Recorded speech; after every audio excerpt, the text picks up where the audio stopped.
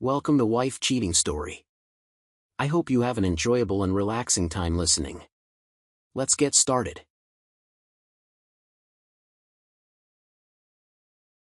We're thankful for your continued viewership. Before we begin, tell us, where in the world are you watching from? We love knowing our global reach.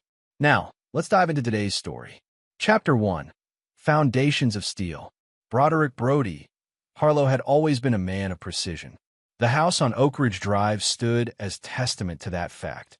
A modernist triumph of glass and steel nestled against the mountainside, overlooking the city he had once desperately wanted to escape. He designed and built it himself after the divorce, a physical manifestation of his rebirth. 5 years had passed since he'd stood in a courtroom watching as Veronica, his wife of 12 years, systematically dismantled their life together. She hadn't just taken his trust, she'd taken his dignity, spinning tales of emotional neglect while conveniently omitting her 6-month affair with Niles Porter, his former business partner. The morning air was crisp as Brody completed his 5-mile run, the same route he'd taken every day since moving to this secluded property. Structure had saved him when chaos threatened to consume him. He checked his watch, 6:03 a.m., 3 minutes behind schedule. His phone buzzed as he mounted the steps to his deck. The name on the screen made his jaw tighten. Lawrence Harlow. His father. "What do you want?" Brody answered, his voice as cold as the morning air. "Is that how you greet your father after 6 months?" Lawrence's voice carried the same self-righteous tone that had characterized their relationship for decades. "When that father sided with the woman who destroyed our family." "Yes." A sigh from the other end. "We need to talk, Broderick. In person. We have nothing to discuss. It's about the property in Oak Ridge. Your mother and I are coming by this afternoon." The property, his grandfather's estate, had been the start of everything. When his grandfather died, he'd left his substantial estate to Brody, bypassing Lawrence entirely. Lawrence had never forgiven either of them for it, and when Veronica had come crying to his parents during the divorce, they'd sided with her without hesitation. "Not happening," Brody replied. 3 o'clock, Broderick. "Be there or not, but we're coming." The line went dead. Brody stared out at the valley below, his sanctuary suddenly feeling vulnerable to invasion. He'd built this new life brick by brick, and no one, not his ex-wife, not his parents, will be allowed to threaten it. Inside, he found Margot Denton, his executive assistant, already setting up her laptop at the kitchen island. In her mid-30s, with an efficiency that bordered on telepathic, she'd been with him since he'd started over. "Your father?" she asked, not looking up from her screen. "They're coming here at 3. Something about the property." Margot's fingers paused over the keyboard. "Wanting to schedule an emergency meeting?" "No. I think it's time I heard what they have to say." He poured himself a black coffee. "What's on the agenda today?" "Meeting with the Silver Lake developers at 10. Lunch with Mayor Thomason at noon to discuss the Riverside revitalization. And Heron Acquisitions sent over the preliminary paperwork for the Parker Building downtown." The Parker Building, owned by Niles Porter's investment group. The symmetry wasn't lost on Brody. "Move the Silver Lake meeting to tomorrow. I need time to prepare for whatever my parents are bringing." By 2 o'clock, Brody had reviewed the Heron Acquisitions paperwork twice. The deal was straightforward: buy the Parker Building, renovate it, and flip it for a healthy profit. The fact that the sale would cost Niles Porter's company millions was just a bonus. The security system chimed at 2:57 p.m. His parents were nothing if not punctual in their intrusions. He opened the door to find not just his parents, but Veronica standing between them. "What is this?" he demanded, blocking the entrance. Lawrence Harlow, silver-haired and stiff-backed, even at 70, faced his son. "May we come in, Broderick? This concerns all of us." Brody stepped aside, his face betraying nothing as the three filed past him into the vast open-concept living area. His mother, Eleanor, elegant as always in her cashmere sweater and pearls, had the decency to look uncomfortable. Veronica, however, surveyed the house with unconcealed appreciation. "You've done well for yourself," she said, her voice carrying the slight southern drawl that had once charmed him. "What do you want?" Brody directed his question at his father. Lawrence cleared his throat. As you know, the old estate has been sitting empty since your grandfather passed. The estate he left to me, you mean? Yes. Lawrence's jaw tightened. The thing is, Veronica and Niles are getting married. Brody stared at them, waiting for the connection. Eleanor stepped forward. They want to have this ceremony at the estate. It's where you and Veronica were married, and... Absolutely not. The words came out flat, final. It's not that simple, Lawrence continued. The estate is in trust until your 40th birthday. As trustee, I have certain discretionary powers. You can't be serious. Brody felt a coldness spreading through his chest. I'm not asking for your permission, Veronica interjected. The wedding is happening at the estate. Lawrence has already approved it. Brody met his father's gaze. And if I refuse to cooperate? The trust has provisions, Broderick. Provisions we'd rather not invoke. The threat hung in the air. The provisions his father referenced could divert portions of the trust if the primary beneficiary was deemed uncooperative or unstable, a relic of his grandfather's own complicated relationship with his family. When? A month from Saturday, Veronica replied. Just a small ceremony. 200 guests. 200, Brody repeated. At my house. The estate belongs to the family, Lawrence corrected. And Veronica is still family. Brody walked to the floor-to-ceiling windows, his back to the three intruders. Get out. Broderick, his mother began. Get out. After they left, Brody remained at the window, watching their cars disappear down the winding driveway. His phone buzzed with a text from Margot. Everything okay? He didn't respond. Instead, he dialed another number. Townsend, answered a gruff voice. It's Brody Harlow. I need your services. What kind of services are we talking about? The kind that require absolute discretion. Come by the house tonight. 9 o'clock. The die was cast. If they want a war, he'd give them one. Chapter 2. Sins of the Past. Drake Townsend arrived at precisely 9, his weathered face and cautious eyes speaking of a man who knew how to keep secrets.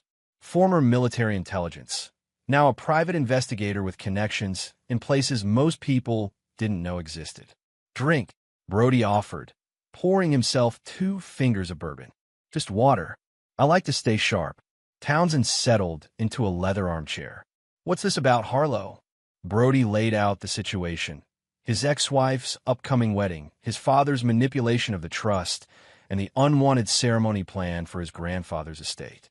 So you want dirt on them, Townsend surmised. Leverage. I want everything. On all of them. Brody slid a flash drive across the coffee table. This has their basic information, but I want to know every secret, every weakness, every pressure point. Townsend pocketed the drive. This isn't cheap work. Money isn't an issue. Time is. I need comprehensive reports in 2 weeks. And what do you plan to do with this information? Brody's expression hardened. That's not your concern. It is if it involves breaking the law. I'm not looking to break laws, Townsend. I'm looking to break people. The investigator nodded. 2 weeks. I'll be in touch. After Townsend left, Brody opened his laptop and navigated to a folder labeled Contingencies. He'd started it the day after his divorce was finalized, a collection of information and resources for scenarios he hoped would never materialize. Tonight, he created a new subfolder, Wedding. The next morning, Brody canceled all his meetings and drove to the estate, a sprawling colonial manor nestled on 20 acres just outside the city limits. He hadn't been there since before the divorce, but his security codes still worked. Walking through the silent rooms, he was struck by how little had changed. The same antique furniture, the same oil paintings of stern-faced Harlows. Only the master bedroom showed signs of recent habitation. Lawrence and Eleanor must have been staying there occasionally. In the study, his grandfather's presence still lingered. Montgomery Harlow had been a titan in the construction industry, building half the city's skyline before retiring to focus on his true passion, collecting enemies. Montgomery had taught Brody that success wasn't just about building things. It was about outlasting those who wanted to tear you down. Brody settled behind a massive oak desk and opened the center drawer. Inside lay a leather-bound ledger, exactly where his grandfather had always kept it. The old man had been paranoid about computers, preferring to record his most sensitive information by hand. The ledger contained names, dates, and cryptic annotations spanning decades. Near the back, Brody found what he was looking for, a section titled Lawrence. His father's transgressions, meticulously documented by Montgomery. As he read, a coldness settled in Brody's chest. His father's betrayals went far deeper than he'd imagined, spanning years of embezzlement from family businesses and secret liaisons, including one with Veronica's mother years before Brody and Veronica had even met. The connections were dizzying. His phone vibrated. "Townsend, you're at the estate," the investigator said without preamble. "How did you know? I have your permission to track your movements, remember? Part of our arrangement." Brody had forgotten that detail. "I'm doing some research of my own. Find anything useful?" "Maybe. What about you?" "It's only been 12 hours, but I've got something interesting. Your ex-wife's fiancé, Niles Porter, he's been making regular payments to a woman named Tamara Walsh." The name meant nothing to Brody. "Blackmail?" "No. Child support. For a 10-year-old boy." Brody's mind raced. 10 years ago, he and Veronica had been trying to have a child of their own, with no success. The fertility treatments had taken a toll on their marriage, driving Veronica into depression and Brody into his work. Does Veronica know? Unknown at this time. But here's where it gets interesting. The payment started exactly 1 month after you and Porter dissolved your business partnership. The implications were clear. Niles had been leading a double life for years, possibly the entire time he'd known Brody. And now he wanted to marry Veronica in Brody's house. "Keep digging," Brody instructed. "Focus on Niles and this Tamara Walsh. I want to know everything." He hung up and returned to the ledger, flipping to the very last page. There, in his grandfather's spidery handwriting, was a note addressed to him. "Broderick, if you're reading this, you found yourself in a situation that requires the nuclear option. The combination to the vault is your birthday backwards, followed by mine. Use what you find there wisely. And remember, a Harlow never forgives, but he always collects." Montgomery. Brody stood and walked to the painting behind the desk, a dark landscape of a storm-tossed ship. Behind it lay a wall safe. He entered the combination, 6179-529-1837. The lock clicked, and the door swung open. Inside was a single USB drive and a handwritten note with an offshore account number and password. Brody pocketed both, replaced the ledger, and locked the study behind him. Whatever his grandfather had left him, it was time to use it. On his way out, he paused in the grand foyer, imagining it filled with wedding guests. Veronica in white, Niles beaming, his parents playing the gracious hosts. The vision crystallized his resolve. They wouldn't just be denied their perfect day. They would be destroyed by it. Chapter 3. The Wheels in Motion. Townsend's reports arrived one by one over the next week, each more revealing than the last. Brody assembled them like puzzle pieces, creating a comprehensive picture of his enemy's vulnerabilities. Lawrence Harlow, it seemed, had been siphoning money from the family trust for years, small amounts that wouldn't trigger audits but would accumulate significantly over time. He'd used the funds to maintain a lavish lifestyle while presenting the image of prudent financial management to the family. Eleanor, while not directly involved in the embezzlement, had her own secrets, a 2-year emotional affair with her tennis instructor that Lawrence had discovered and then used as leverage to keep her compliant in his schemes. Niles Porter's situation was the most complex. His son, with Tamara Walsh, a boy named Camden, had been diagnosed with a rare genetic disorder requiring expensive treatments. The child support payments were substantial, driving Niles to increasingly desperate financial maneuvers. His company, Porter Investments, was over-leveraged and surviving largely on reputation. Veronica, meanwhile, had been living well beyond her means since the divorce. The settlement had been generous, but not generous enough for the lifestyle she maintained. She'd taken loans from Lawrence that had further entangled the family finances. Most crucially, Townsend had uncovered the true motivation behind the wedding location. The estate wasn't just a symbolic venue. It was collateral. Niles needed a substantial loan to keep his company afloat, and Lawrence had agreed to leverage the estate to secure it. something he could only do if he maintained control through the trust. The wedding was a smokescreen for a business transaction that would potentially drain millions from Brody's inheritance. Armed with this knowledge, Brody met with Preston Chambers, the family's longtime attorney, at his downtown office. "This is highly irregular," Chambers said, reviewing the documents Brody had brought. "Lawrence has overstepped his authority as trustee. Can he be removed?" Chambers adjusted his glasses. "Possibly, but it would take time.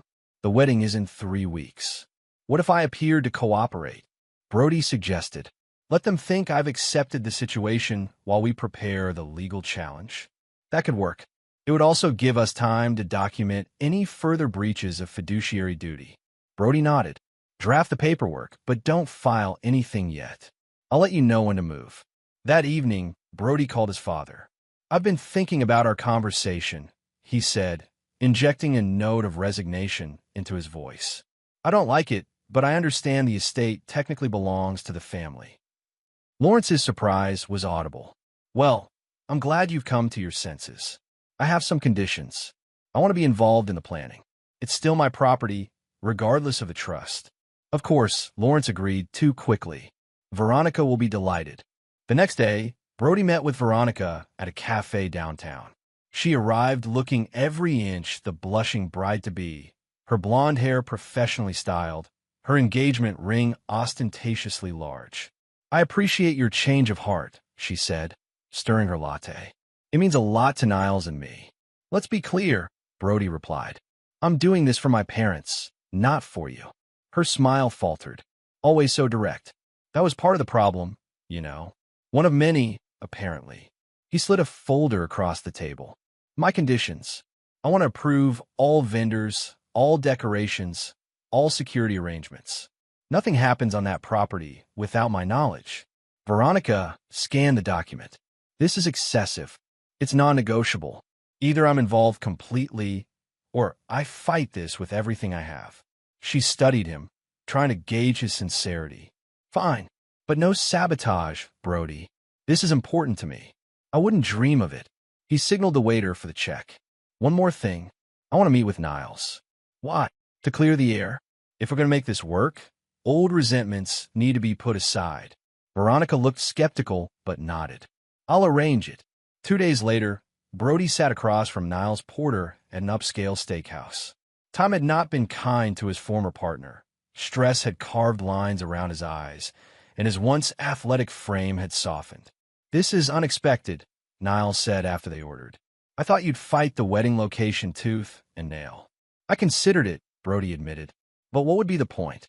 The past is the past." Just like that, after everything, Brody cut into his steak. "I've moved on, Niles. Built a new life, new business, new perspective. I never meant to hurt you, you know. With Veronica, it just happened. While we were still partners. While I was still her husband." Brody's voice remained calm, but his eyes hardened. "Water under the bridge now." "Right." Niles shifted uncomfortably. "About the wedding. I've already spoken with Veronica. I've agreed to her having it at the estate, but I'll be overseeing the arrangements." "That's not necessary. We've already hired a planner." "My house, my rules," Brody said, the steel returning to his tone. "Or would you prefer I reconsider my cooperation entirely?" Niles relented. "Fine, but please keep it civil with Veronica. She's stressed enough as it is." "Of course." Brody signaled for the bill. "Oh, and Niles, congratulations on fatherhood." Niles froze. "What?" "Camden. Seems like a great kid from what I hear." The color drained from Niles's face. "How do you? I make it my business to know everything about the people in my life. A lesson I learned too late with you and Veronica." Brody stood. "See you at the wedding." As he left the restaurant, Brody texted Townsend, "Move to Phase 2. That night, he plugged his grandfather's USB drive into his computer. It contained thousands of files, financial records, correspondence, and most valuably, recordings. Montgomery Harlow had apparently been in the habit of recording his business dealings for decades. One folder stood out, Lawrence Contingencies. Inside was a video file labeled with a date from 15 years earlier. Brody played it. The video showed Lawrence in the estate's study, arguing heatedly with a man Brody recognized as Robert Shepard, once his father's closest business associate before a mysterious falling out. "You can't just cut me out," Shepard shouted. "I helped build this from nothing." "The contract gives me full authority," Lawrence replied. "Your services are no longer required." "I'll fight this, Lawrence. I'll tell everyone what really happened with the Wilson contract." Lawrence's face darkened. "You do that, and I'll make sure Margaret finds out about your arrangement with her sister." The threat silenced Shepard. The video continued for another 5 minutes, documenting Lawrence's systematic dismantling of his partner's claims, using blackmail and threats that constituted clear business fraud. Brody sat back, a cold smile forming. His grandfather hadn't just been documenting Lawrence's betrayals. He'd been collecting ammunition. The next morning, Brody called the wedding planner Veronica had hired and arranged a meeting at the estate. Over the next 2 weeks, he inserted himself into every aspect of the wedding preparations, approving vendors, reviewing seating arrangements, and inspecting security protocols.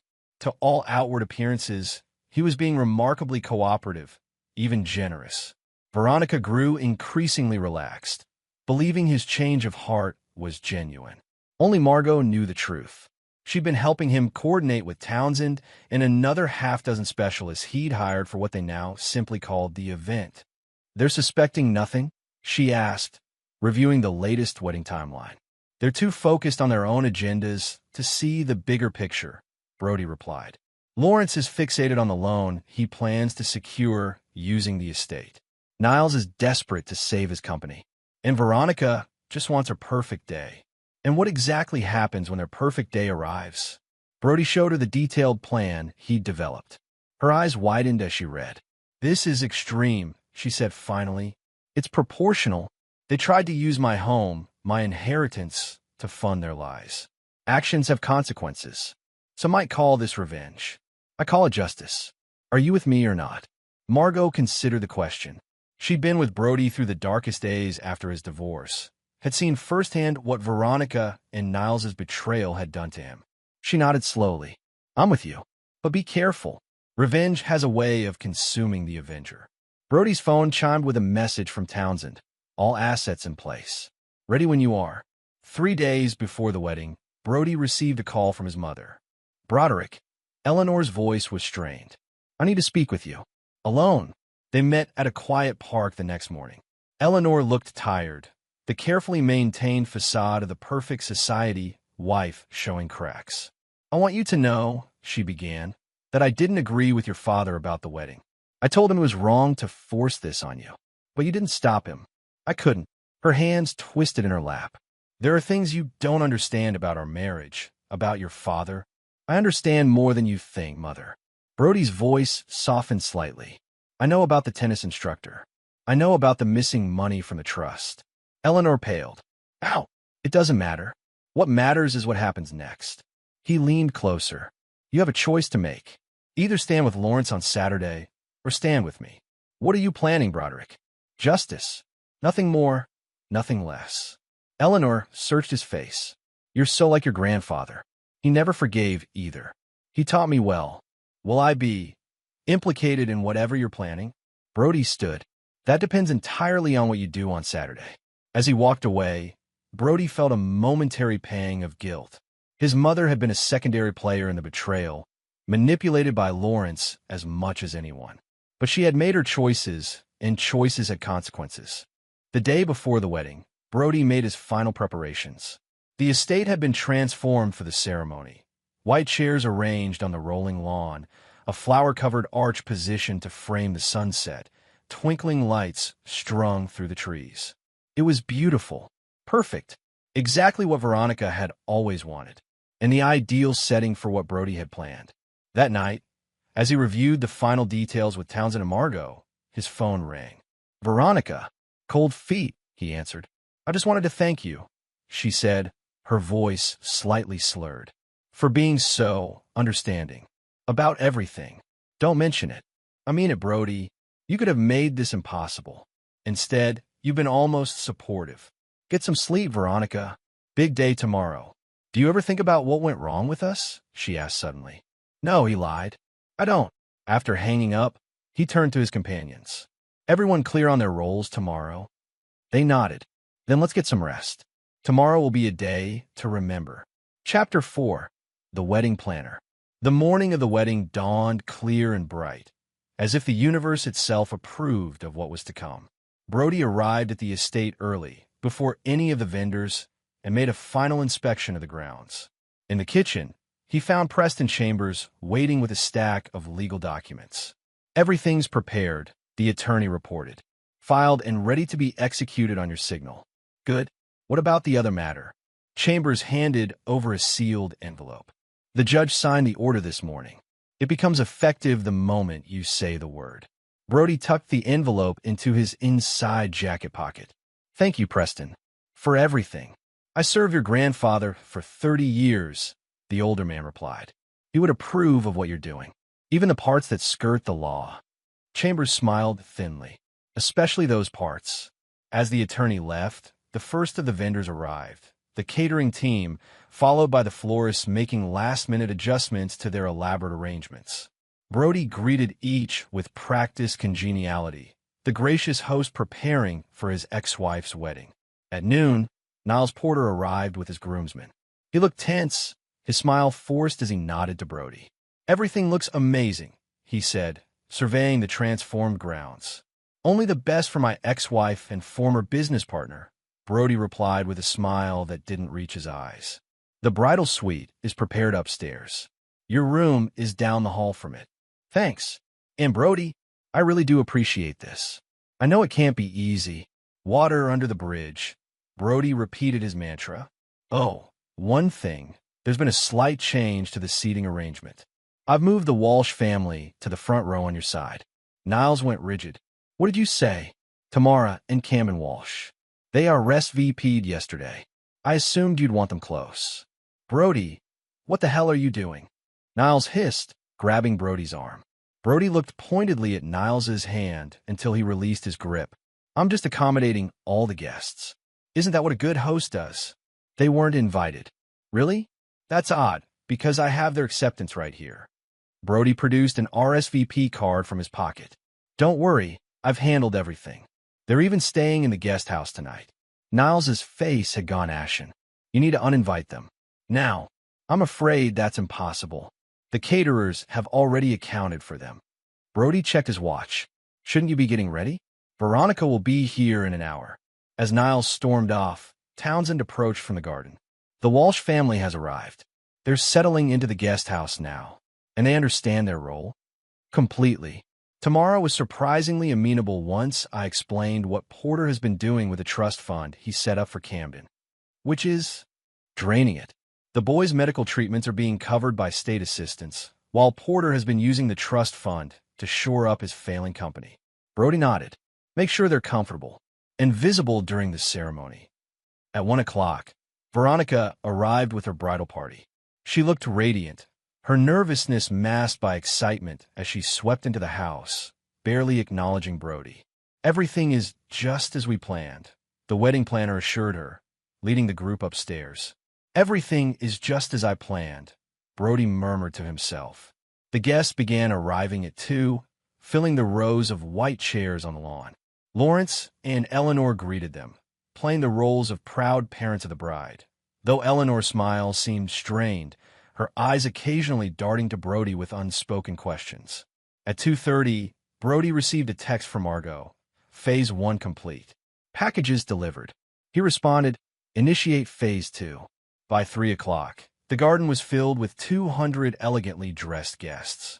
The string quartet played softly as the wedding party began to assemble at the back of the aisle. Niles stood under the flower-covered arch, visibly sweating despite the mild temperature. From his position near the house, Brody could see Tamara and Camden Walsh seated prominently in the front row, a striking woman in her 30s and a solemn-faced boy who bore an unmistakable resemblance to Niles. Lawrence approached Brody, champagne in hand. I must admit, son, you surprised me. I didn't think you'd be so accommodating. Life is full of surprises, father, some more pleasant than others. Indeed, Lawrence raised his glass.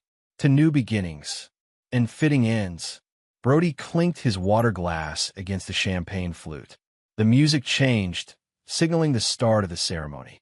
Bridesmaids and groomsmen proceeded down the aisle, followed by Veronica on Lawrence's arm.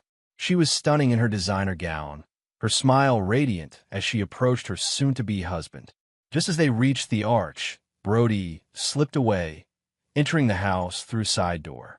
In the study, he found Margot monitoring a series of tablet screens showing different areas of the property. "All in position?" he asked. "Yes. The files have been distributed to the key guests, including the mayor and Niles's investors. Townsend has the video ready to play at your signal." Brody checked his phone. 3:15 p.m. Right on schedule. Any sign of trouble? Niles keeps looking at the Walsh family, but he's holding it together. "Your father is getting text messages every few minutes, probably from the bank about the loan." Brody nodded. "And our special guest arrived 10 minutes ago, waiting in the kitchen as instructed." "Perfect." Brody straightened his tie and headed for the door. Showtime. Outside, the ceremony was reaching its climax. The officiant was asking if anyone knew of any reason why Niles and Veronica should not be joined in matrimony. The traditional silence followed. Then Brody stepped forward. "Actually, I have several reasons." A murmur ran through the crowd. Veronica turned, her face flushing with anger. "Brody, what are you doing?" she hissed. "Fulfilling my duties as host," he replied, his voice carrying across the hushed gathering. A good host ensures that all his guests have the information they need. He signaled to Townsend, who activated a series of screens that had been discreetly positioned around the garden. They flickered to life, displaying a mosaic of incriminating documents. Lawrence's embezzlement records, Niles's misappropriation of his son's trust fund, financial statements showing Veronica's mounting debts. "What is this?" Lawrence demanded, his face purpling. "This," Brody announced, "is the truth. Something in short supply among the Harlow family lately." The murmuring grew louder as guests began examining the files that had been placed on their chairs during the ceremony. Personalized packets containing information relevant to each recipient. Niles's investors received details of his company's precarious financial position. The mayor found evidence of Lawrence's tax evasion. Veronica's friends discovered the extent of her deception about her lifestyle. "Stop this immediately," Lawrence shouted, advancing on Brody. "I'm afraid I can't do that, Father." Brody held up his phone. "In fact, we're just getting started." He pressed a button, and the screens changed to show the video of Lawrence threatening Robert Shepard 15 years earlier. The audio played clearly across the garden, Lawrence's younger voice detailing his fraudulent business practices for all to hear. In the front row, Tamara Walsh stood up, drawing Camden close to her side. "Is that him?" she asked, pointing at Niles. "Is that your father who's been lying to us for 10 years? The boy nodded, his eyes wide. "Niles!" Veronica turned to her fiancé, confusion and dawning horror on her face. What is she talking about? Niles's face had gone gray. "I can explain. He has a son," Brody announced to the gathering. "A 10-year-old boy he's been hiding from everyone, including my ex-wife. A boy whose medical trust fund he's been systematically draining to prop up his failing business." "That's a lot," Niles shouted, but his protest sounded hollow even to himself. "Is it?" Brody gestured to Damara. "Would you like to show everyone the DNA test, Ms. Walsh? Or perhaps the bank statements?" The wedding had dissolved into chaos. Guests were standing, pointing, whispering. Lawrence was attempting to shut down the screens, while Eleanor sat heavily in a chair, her face in her hands. Veronica stood frozen at the altar, her perfect day shattered around her. "You planned this," she accused Brody, her voice breaking. "You set us up." "I simply created the opportunity for the truth to come out," Brody replied. "The rest you managed all on your own." "Sir," Townsend called from the side. "It's time for the final phase." Brody nodded and addressed the crowd again. "Ladies and gentlemen, I apologize for the disruption, but there's one more thing you should know." He pulled the envelope from his pocket and removed the document inside. "As of 10 o'clock this morning, by order of Judge Hamilton, I am the sole trustee of the Harlow family estate. My father has been removed due to his documented financial malfeasance." Lawrence lunged for the paper. "You can't do this." "It's already done. Brody sidestepped his father easily. And as my first act as trustee, I'm changing the locks. Everyone has 30 minutes to vacate the premises.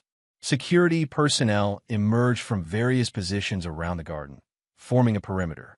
Not threatening, but unmistakably present. You can't throw everyone out. Veronica cried. We have guests. No, Veronica. I have guests. Unwanted ones. Brody checked his watch. 29 minutes now. As the stunned crowd began to disperse, some angry, others embarrassed, others secretly delighted by the drama, Brody felt a hand on his arm. His mother. Was all this necessary? Eleanor asked, her voice low. You could have stopped the wedding without the public humiliation. Brody regarded her coolly. They didn't just want to use my home, Mother. They wanted to steal from me, from the legacy grandfather left me. This wasn't about a wedding. It was about consequences. You're just like him. She didn't specify whether she meant Montgomery or Lawrence. I'm exactly who I needed to become. Brody turned away, signaling to Townsend to begin escorting people to their cars. The garden emptied quickly, leaving only the core players in the drama. Brody, Lawrence, Eleanor, Veronica, and Niles. The last guests to leave were Tamara and Camden Walsh, the boy casting a final curious glance at Niles as they were led to a waiting car. Was that really necessary? Niles demanded once they were gone. Bringing them here? The boy has nothing to do with this. The boy has everything to do with this, Brody replied.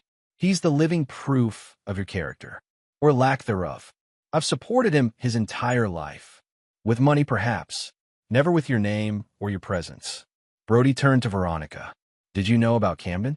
She shook her head, her makeup streaked with tears. How could you do this to me? On my wedding day, the same way you did it to me, by putting myself first. Brody gestured toward the house. Now get your things. You have 20 minutes. As they trudged toward the house, Lawrence remained, his face a mask of barely controlled fury. This isn't over, Broderick. Actually, it is. Brody held up his phone, showing a series of news alerts already spreading across social media. Your reputation is destroyed. Your business associates are fleeing. The mayor has already issued a statement distancing himself from you. You've made an enemy today. No, Father. I've neutralized one. Brody started toward the house, then paused.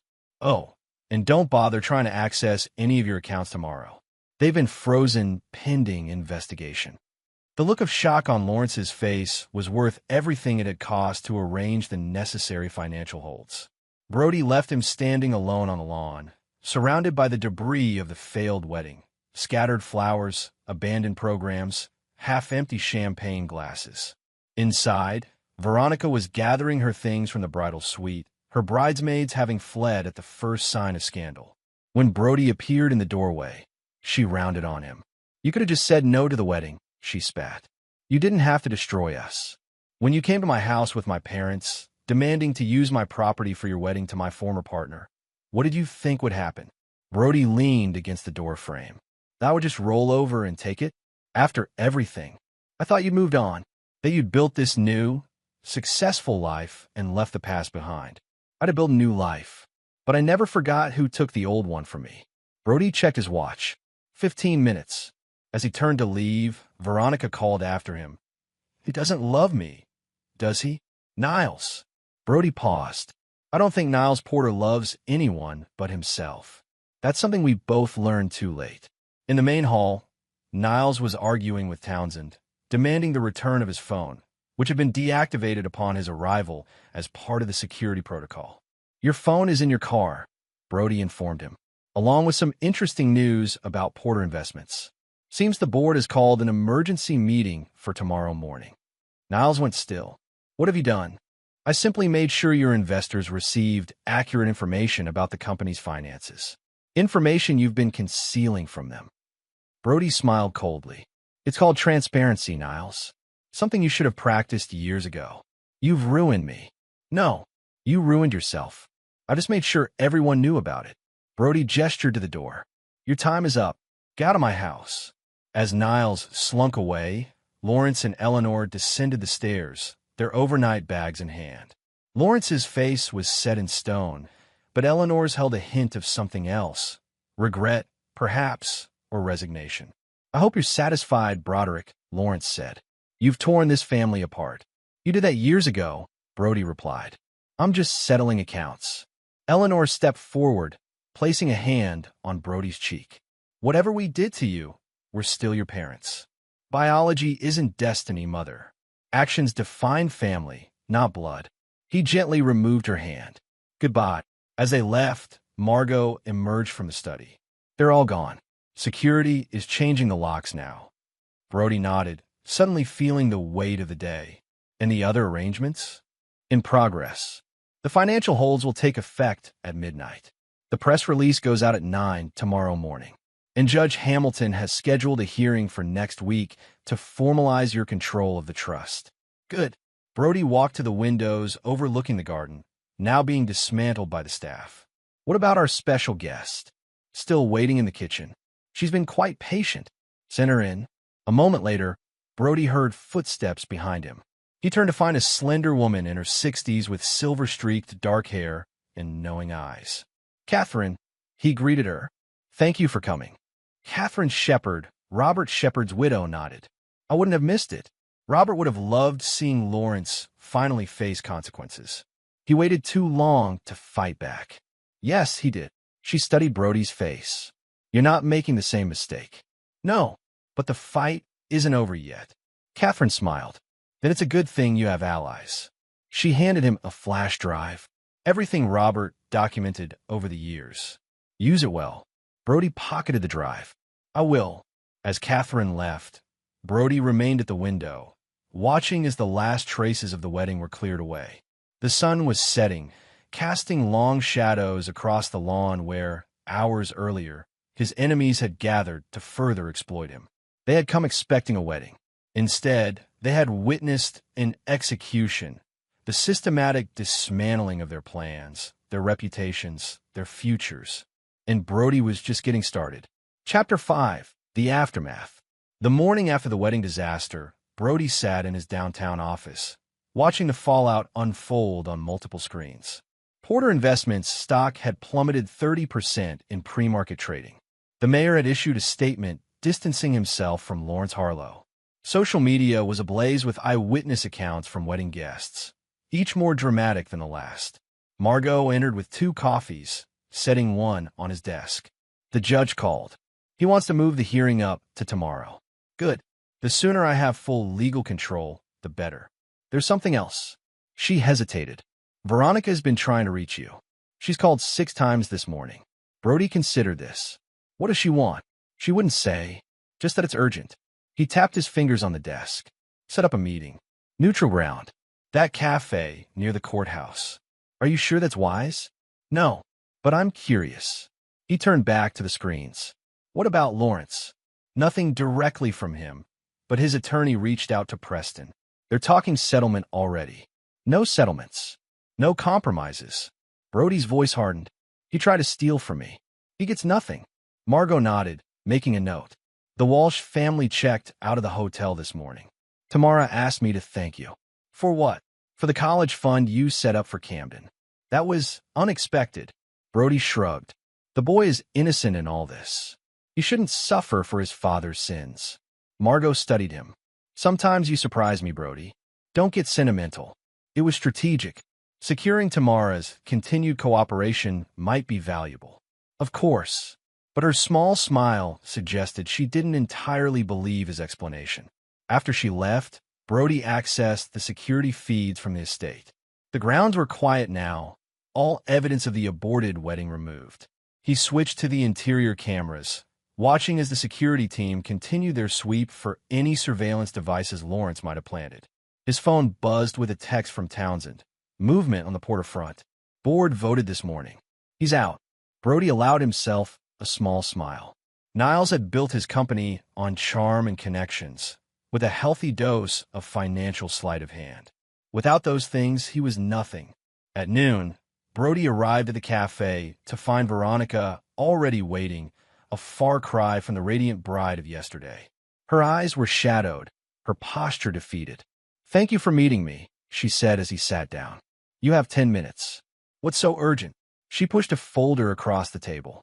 Niles is ruined. The board removed him this morning. His assets are frozen, pending investigation. He can't even pay his son's medical bills. That sounds like Niles's problem, not mine. It's my problem too. Veronica's voice cracked. We're married, Brody. He stared at her. What? We got married last week. At the courthouse. The wedding at the estate was just for show, for the families and investors. She looked down at her hands. I'm legally tied to a man who's about to be indicted for financial fraud. Brody felt an unexpected wave of something. Not quite pity, but a distant cousin to it. Why are you telling me this? Because I need your help. She slid another document across the table. This is a draft annulment filing. My attorney prepared it. If you could not oppose it, the annulment could go through before Niles's legal troubles fully materialize. And why would I help you?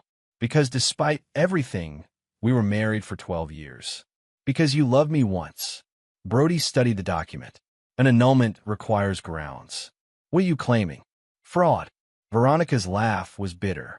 Ironic, isn't it? He defrauded me by concealing his child, his financial crimes, his entire life.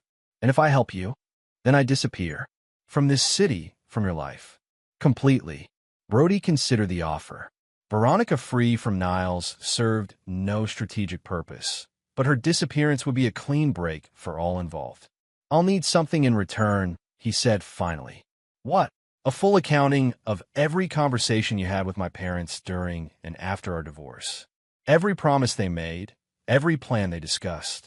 Veronica hesitated only briefly. Done. I'll have my attorney draw up a statement. Not your attorney. Mine. Brody stood. Preston Chambers will contact you this afternoon.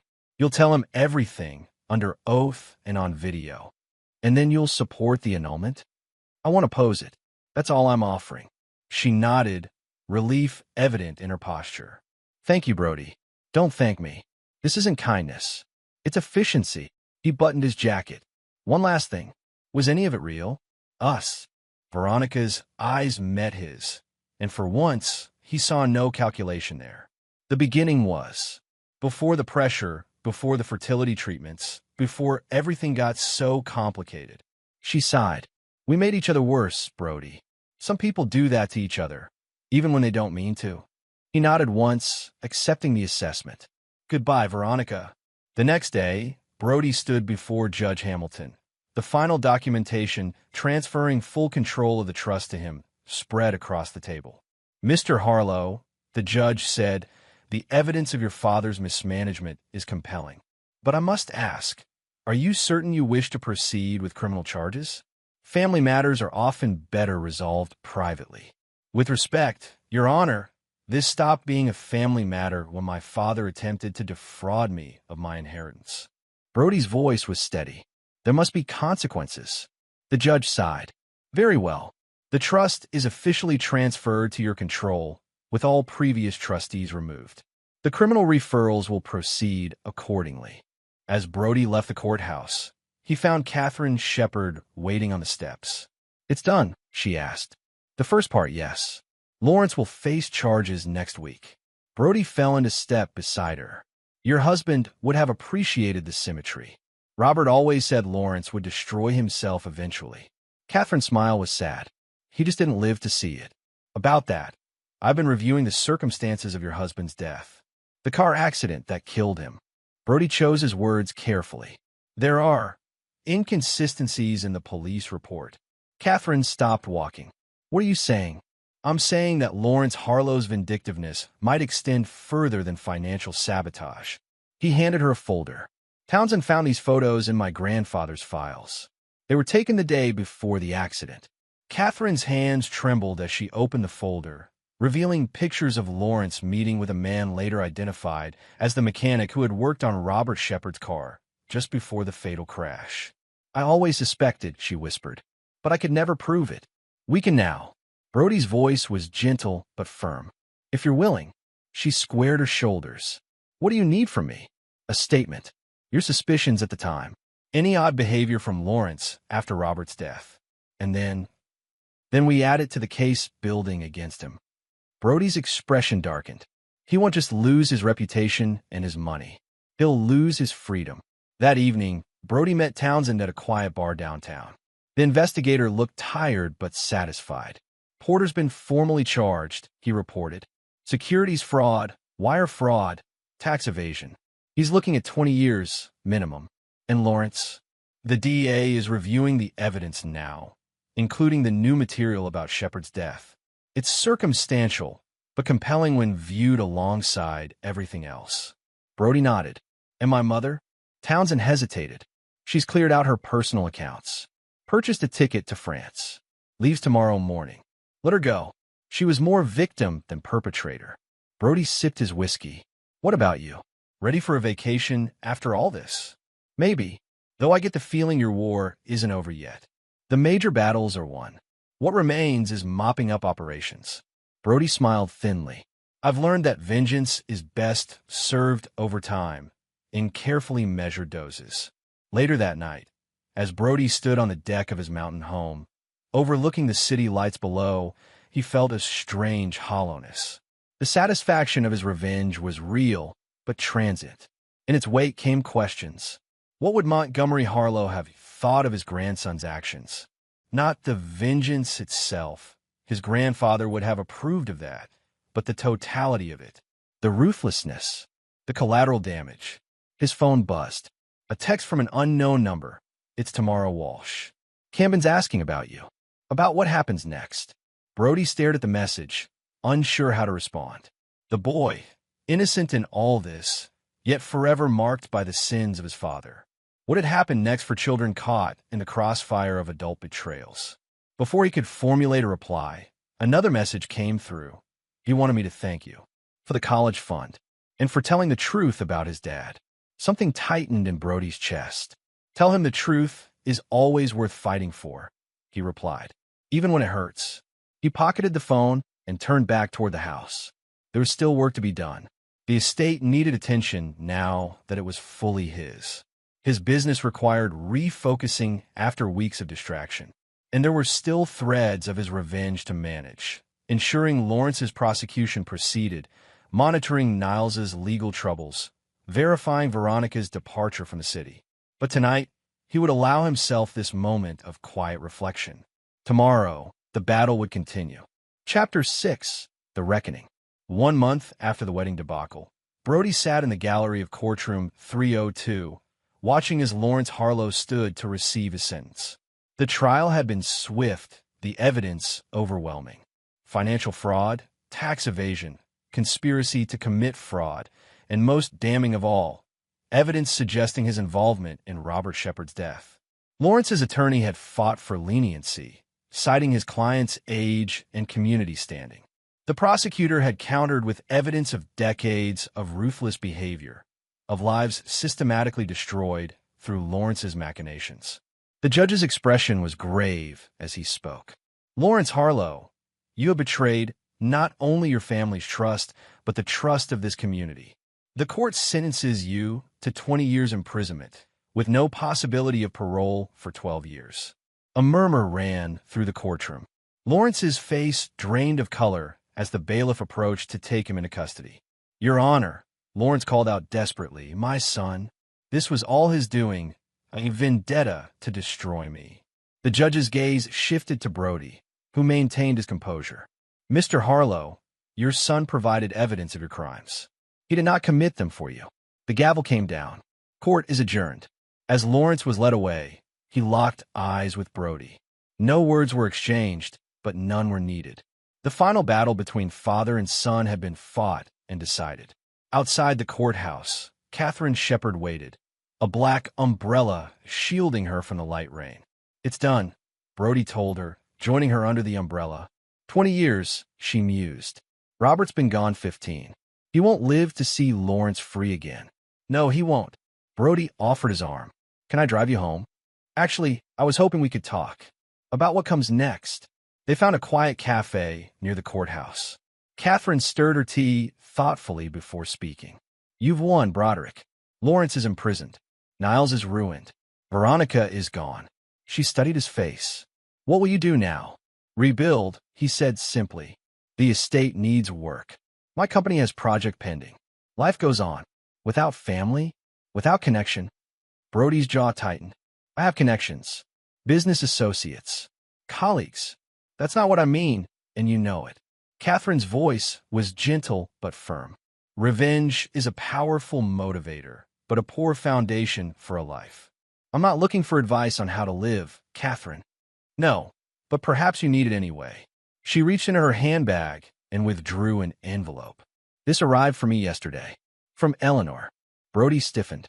His mother had indeed fled to France after the wedding, leaving no forwarding address, no contact information. He'd made no effort to find her. What does she want? To explain. About Lawrence, about their marriage. About you. Catherine slid the envelope across the table. She asked me to give you this when the time was right. I think that time is now. Reluctantly, Brody took the envelope. It was heavy, containing what felt like several sheets of paper. Have you read it? No, it's not addressed to me. Catherine finished her tea. But whatever it says, remember that understanding doesn't require forgiveness. It only requires willingness to see. After she left, Brody sat alone, the unopened letter before him. Part of him wanted to tear it up, to maintain the clean break he'd engineered. Another part, smaller, quieter, wanted to understand what had driven his mother to abandon him when he needed her most. He slipped the envelope into his jacket pocket. Not now. Not here. That evening, Margot brought updates on the remaining threads of his revenge. Niles Porter had accepted a plea deal, agreeing to testify against former associates in exchange for a reduced sentence of 7 years. Veronica had indeed left the city, relocating to Seattle where she had family. The annulment had been granted, her brief marriage to Niles erased from legal record, if not from memory. And what about the Walsh family?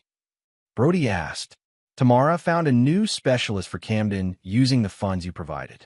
His treatment is progressing well. Margot hesitated. She's asked if you would consider meeting with them. The boy has questions only you can answer. Brody frowned. About what? About his father. About why everything happened the way it did. I'm not a therapist, Margot. No, but you're the only person who knows the whole story. And children need stories, even difficult ones, to make sense of their lives. Brody thought of his own childhood, of the carefully constructed narrative his parents had created about their perfect family. How that narrative had crumbled under the weight of reality. I'll think about it, he said finally. Later, alone in his study, Brody finally opened Eleanor's letter. It was indeed several pages, written in his mother's elegant hand. My dearest Broderick, it began. If you're reading this, then Catherine has deemed it the right time to give you my explanation. Not excuses, I have none, but perhaps context for the choices I made that hurt you so deeply. I married your father when I was 22, fresh from college, and dazzled by his confidence, his ambition, his absolute certainty that the world would bend to his will. It was only later that I realized such certainty often masks profound insecurity. The first signs of who he truly was came after Montgomery cut him out of significant portions of the family business, citing Lawrence's reckless decisions. Your father never forgave him, or you, when Montgomery made you his heir. I should have left then, but there were threats, financial entanglements, and later, concerns for your welfare. Lawrence had a talent for making leaving seem impossible, even as staying became unbearable. When Veronica came to us during your divorce, I recognized in her the same trapped expression I'd worn for decades. That doesn't excuse my betrayal of you. Nothing could. But in her desperation, I saw my own reflected back at me, and I made the wrong choice out of misplaced empathy. The wedding was Lawrence's idea, a final punishment for both you and Montgomery's memory. By then, I was too beaten down to resist effectively. I am ashamed of my weakness, but will no longer apologize for my survival. I don't ask for your forgiveness, Broderick. I only ask that you understand that not everyone has your strength, your capacity to fight back. Some of us simply endure until we can escape. I'm rebuilding my life now, learning who Eleanor might be without Lawrence's shadow. Perhaps one day, if you're willing, I can know the man you've become without the distortion of your father's influence. With enduring love, despite everything, your mother. Brody read the letter twice, then set it aside, his emotions a complex tangle. There was anger still, certainly, but also something unexpected, a thread of recognition. Eleanor, like him, had been shaped by Lawrence's manipulations. Unlike him, she had bent rather than broken. His phone chimed with a message from Townsend. Final report on the Shepard investigation submitted to authorities. Case officially reopened. Another piece of justice falling into place. Another account settled. Yet the satisfaction felt different now. More subdued, more complicated. Was this what Catherine had meant about revenge being a poor foundation? Once the accounts were settled, what remained? Brody opened his laptop and navigated to the folder labeled Contingencies. So many files, so many backup plans for scenarios both likely and remote. Was this all that remained of Montgomery Harlow's legacy? This capacity for calculating the angles, for turning human relationships into strategic equations?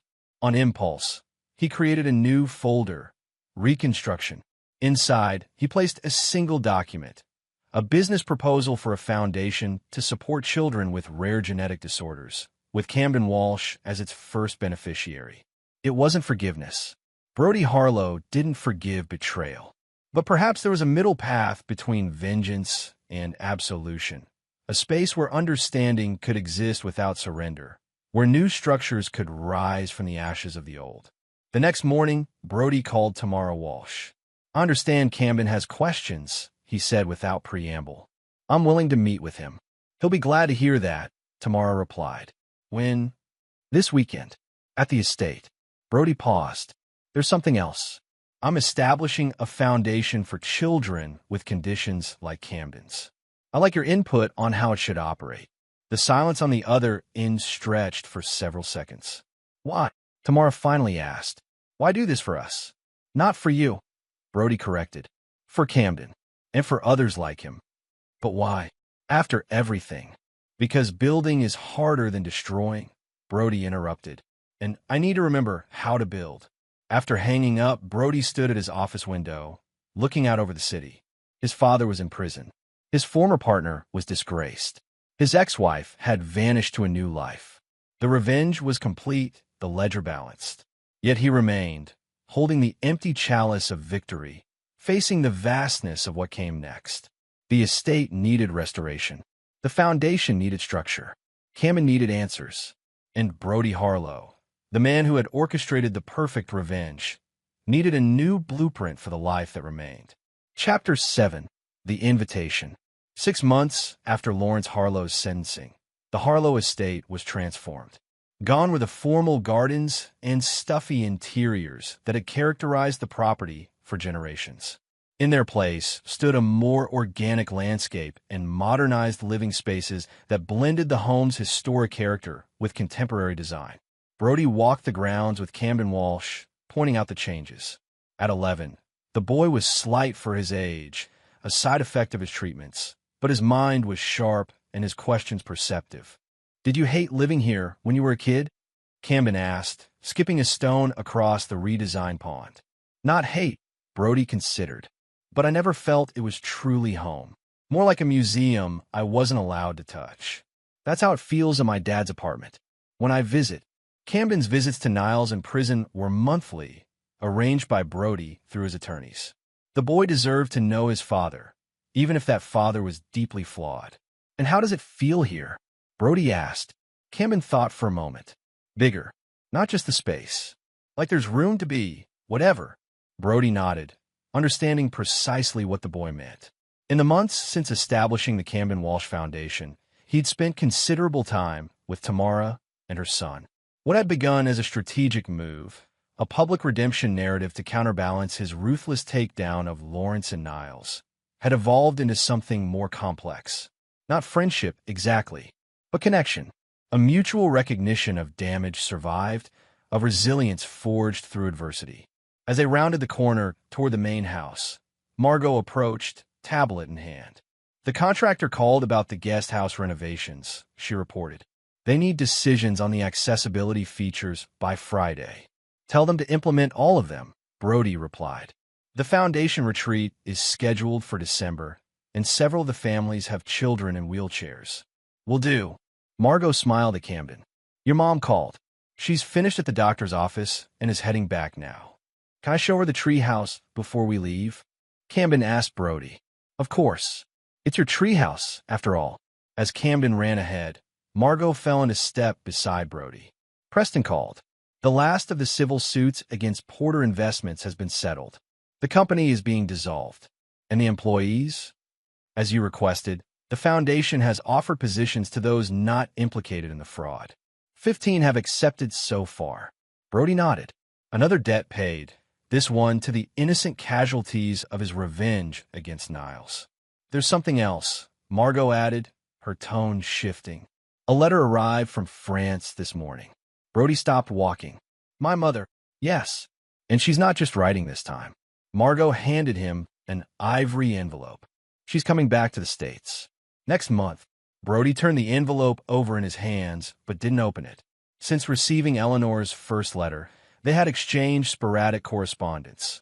Careful, measured communications that acknowledged the past without attempting to rewrite it. But a return visit was unexpected. Why now, he wondered aloud.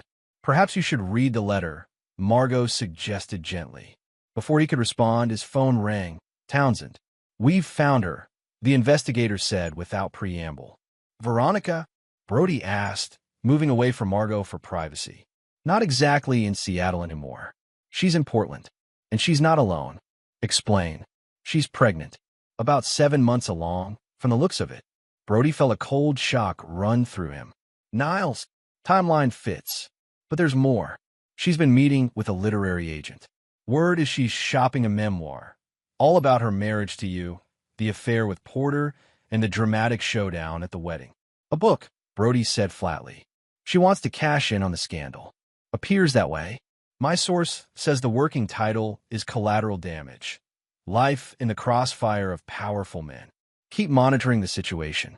I want to know the moment she signs a deal. After hanging up, Brody found himself staring at the estate's main house, its stone facade catching the late afternoon sun. His grandfather had built it as a monument to his own success. Lawrence had maintained it as a museum to family mythology. And now Brody was transforming it into something else entirely. A space for healing, for rebuilding. The irony wasn't lost on him. His revenge, so meticulously planned and executed, continued to evolve in unexpected ways, sprouting new complications long after he'd considered the matter settled. That evening, after Tamara and Camden had left, Brody finally opened Eleanor's letter in the privacy of his study. Dear Broderick, I'm returning to the States next month for medical treatments. Nothing serious, just procedures better handled by my longtime doctors there. I'll be staying in the city for approximately 6 weeks. I've followed news of your foundation with interest and pride. Montgomery would have approved of how you've redirected the family resources towards something constructive rather than merely dynastic. I understand if you prefer to maintain our distance. But if you're amenable, I would like to see the estate again. Not as it was, but as you've made it. And perhaps, if you're willing, we might have dinner together one evening. There are things I'd like to tell you in person about the years before you were born, about Montgomery and Lawrence, and about choices that shaped our family long before you entered it. Not to excuse what happened later, but to complete the picture you've been assembling. With respect for whatever you decide, Eleanor. Brody set the letter aside, uncertain how to respond. 6 months ago, he would have rejected the overture outright. Now, the calculation was more complex. Eleanor had been both victim and accomplice in Lawrence's schemes, a distinction that had become more meaningful to Brody as he'd observed Tamara Walsh navigating the aftermath of Niles's deceptions. There were gradations of betrayal, it seemed, nuances of complicity. His phone chimed with a text from Catherine Shepard, hearing the news reports about the foundation. Montgomery would be proud. Dinner soon? Another connection formed in the wake of his revenge.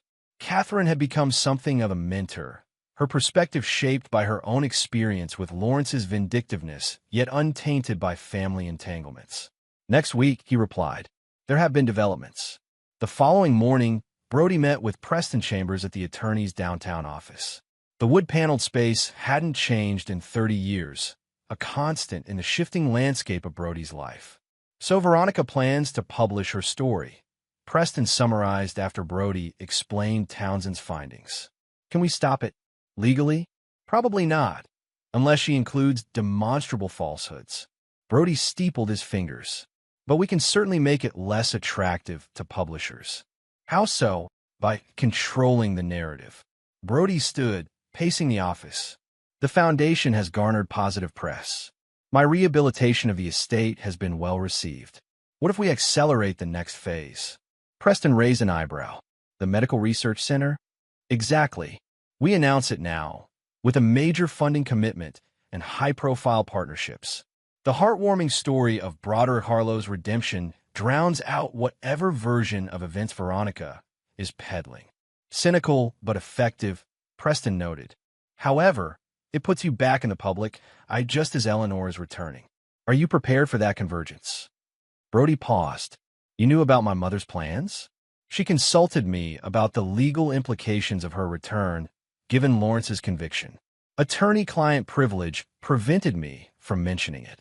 Of course. Brody resumed pacing. What's your assessment of her intentions? Preston removed his glasses, polishing them thoughtfully. I've known Eleanor Harlow for 40 years, through her marriage to Lawrence and all that followed. In all that time, I've never seen her as unburdened as she appears now. He replaced his glasses. I believe her desire to reconnect with you is genuine. That doesn't mean it's wise. For either of us. Perhaps not. But wisdom and healing don't always travel the same path. Brody considered this. Draft the foundation announcement. Include details of the research center and the first round of grants. And Preston, make it compelling.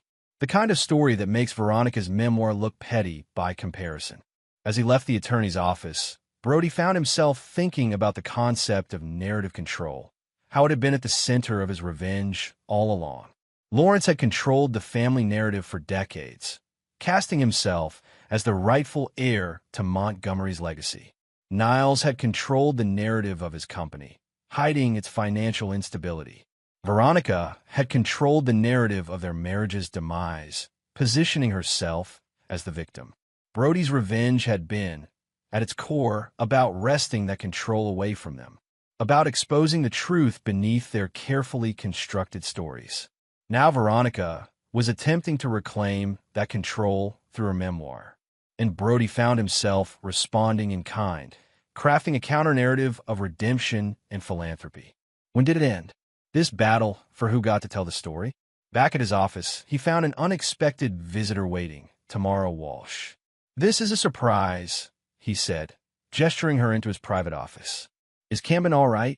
He's fine. At school. Tamara settled into a chair, her expression serious. I came to talk about your mother. Brody stilled. What about her? She contacted me. Wants to meet Camden when she returns next month. Why would she? Brody began, then understanding dawned. She sees him as her grandson. Once removed. Tamara nodded. Niles's son. Her son's former partner's wife's husband's former business partner's son. She gave a small laugh. Convoluted, but in her mind, apparently a connection worth exploring. And how do you feel about that? Cautious. Which is why I'm here. Tamara leaned forward. I need to know if this is some new battlefield in your family war. If Camden would be caught in the crossfire. The war is over, Brody said, surprised to find he meant it. Lawrence is in prison.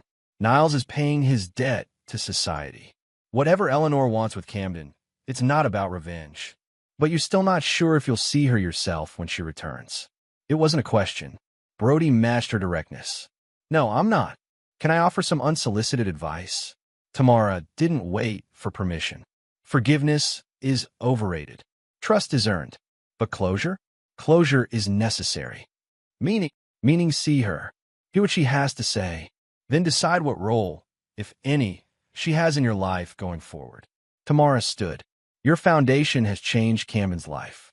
Given him hope, community, treatment options we never could have afforded. I owe you for that. You don't owe me anything. Maybe not. But I do know something about surviving relationships with difficult men. Your mother does too. She headed for the door. Just think about it. After she left, Brody found himself at the window, looking out over the city he had helped rebuild after his grandfather's death. Buildings he had designed stood alongside ones Montgomery had constructed decades earlier. Different styles, different purposes, but parts of the same evolving landscape. Was that what family could be? Not a static institution, but a landscape that changed with each generation, absorbing the impact of individual choices without being defined solely by them. He picked up his phone and composed a text to Eleanor. "I'll meet you when you return. The estate has changed. You should see it." Her reply came moments later. "Thank you, Broderick, for the chance to see it, and you, with clear eyes." That night, Brody added a new document to his reconstruction folder, plans for a reading room at the estate dedicated to Montgomery Harlow. Not a shrine to the past, but a bridge to the future, a space where Camden and other children from the foundation could discover the power of stories well told. Their own stories, not just those written for them by others. Chapter 8. The Reconciliation. Eleanor Harlow arrived on a Tuesday, the October light casting long shadows across the airport terminal. Brody waited at the arrival's gate, watching as passengers streamed past, searching for the familiar figure of his mother. When she appeared, he was struck by how much she had changed. The carefully maintained elegance remained, but the tension, that ever-present vigilance that had characterized her throughout his childhood, had dissipated. She moved differently, more freely, as if released from invisible constraints. She spotted him and paused, uncertainty crossing her features before she continued forward. "Broderick," she said simply. "Mother." He took her carry-on bag. "Welcome back." The drive to her hotel was filled with careful small talk, observations about the weather in France versus here, changes to the city skyline, the traffic patterns. Neutral territory, mapped and navigated with precision. "I've made a reservation for dinner," Brody said as they neared the hotel. "But if you're too tired after the flight, I'd like to see the estate first," Eleanor interrupted. "If that's all right." Before dinner, Brody hesitated, then nodded. Of course. The estate was quiet when they arrived, the afternoon staff having departed. Eleanor stood in the driveway, absorbing the changes, the modernized entrance, the redesigned gardens, the subtle but significant alterations to the facade. "It's not what I expected," she admitted as they walked toward the front door. "What did you expect? That you would have erased all traces of the past, made it unrecognizable. That would have given the past too much power." Brody unlocked the door. "This way honors what's worth keeping while discarding what wasn't." Inside, the transformation was more dramatic. Walls had been removed to create open, flowing spaces. The heavy antiques had been replaced with clean-lined furniture that nevertheless respected the home's architectural heritage. Photography and contemporary art hung where once stern Harlow ancestors had glowered from gilded frames. Eleanor moved through the rooms slowly, trailing her fingers along surfaces, pausing to study particular changes. In the library, now a bright, welcoming space rather than the dark enclave it had been, she stopped before a portrait of Montgomery that remained in its original position. "He would approve," she said softly. "Of all of it." "You think so?" "I know so." She turned to face him. "Your grandfather wasn't a traditionalist, Broderick. He was a pragmatist. He built what worked, discarded what didn't, and never confused loyalty to people with loyalty to outdated structures. You knew him better than I realized. There was a time, before Lawrence, when Montgomery and I were quite close. He recognized in me something Lawrence never did." "What was that?" "The capacity to adapt without breaking." Eleanor moved to the window. "It's what you have, too. What Lawrence always lacked." Brody studied his mother's profile, seeing her clearly perhaps for the first time. Not as an extension of his father, not as the woman who had failed to protect him, but as a person who had navigated her own treacherous waters as best she could. "I've read about your foundation," she continued. "The work you're doing with children like Camden Walsh. It's redemptive." "It wasn't intended as redemption," Brody replied. "It began as strategy. But it's become more than that, hasn't it?" He didn't answer directly. "Camden and Tamara will be here this weekend. Camden mentioned you've been in contact." "Yes. I hope that's all right." Eleanor turned from the window. "I've had a great deal of time to think in France. About family. About what it means beyond blood. And what did you conclude? That it's about choice, about who we choose to include in our circle of care, regardless of biology or legal ties. She smiled faintly, something your father never understood. They continued through the house, eventually reaching the back terrace overlooking the redesigned landscape.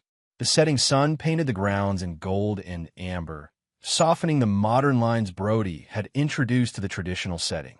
I never thought I'd see this place again, Eleanor admitted. After everything that happened. Yet here you are. Yes, here I am. She turned to face him fully. I've come to make amends, Broderick, not to ask for forgiveness. I have no right to that, but to offer you the truth. The complete truth about our family, about Lawrence, about the choices I made that hurt you. Why now? Because for the first time in 40 years, I'm free to speak without fear. And because you deserve to understand, even if you never accept. Brody considered this. Dinner first, then truths. At the restaurant, a quiet, elegant space where privacy was assured, they ordered and then sat in momentary silence, the weight of decades between them. Start at the beginning, Brody finally said. Not with your letter, not with the divorce, with how it all began. Eleanor took a steadying breath.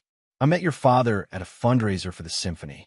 I was 22, just graduated, working for an art gallery. He was 34, already successful, already living in Montgomery's shadow, and already resentful, Brody added. Yes, though I didn't recognize it then. I saw ambition, determination, charm. She sipped her water. We married quickly, too quickly. Within 6 months, I realized I had made a terrible mistake, but by then, I was pregnant with you. Brody's surprise must have shown on his face. You were born almost exactly 9 months after our wedding, Eleanor clarified. Lawrence insisted on keeping the pregnancy quiet at first. Concerned about appearances, he said. In truth, I think he was unsure about fatherhood, about adding another complication to his already strained relationship with Montgomery. What was the source of that strain? I never understood it fully. Montgomery recognized Lawrence's fundamental character flaw early on, his inability to build lasting relationships, to consider others' needs alongside his own. The greater Lawrence's success in business, the more Montgomery sought to limit his authority within the family companies. It drove Lawrence to increasingly risky ventures to prove his worth, including his partnership with Robert Shepard. Eleanor nodded, pain crossing her features. Robert was everything Lawrence wasn't. Ethical, collaborative, genuinely concerned with creating something lasting. Their partnership was successful precisely because of Robert's qualities, but Lawrence couldn't stand that the credit was shared. So he destroyed Shepard. And later, when evidence emerged suggesting Lawrence's involvement in Shepard's death, I couldn't deny it anymore. Eleanor's voice had dropped to just above a whisper. I couldn't pretend we were simply a family with normal problems. I knew I was married to a man capable of terrible things. Yet you stayed. I stayed for you at first. Then out of fear, Lawrence made it clear what would happen if I tried to leave.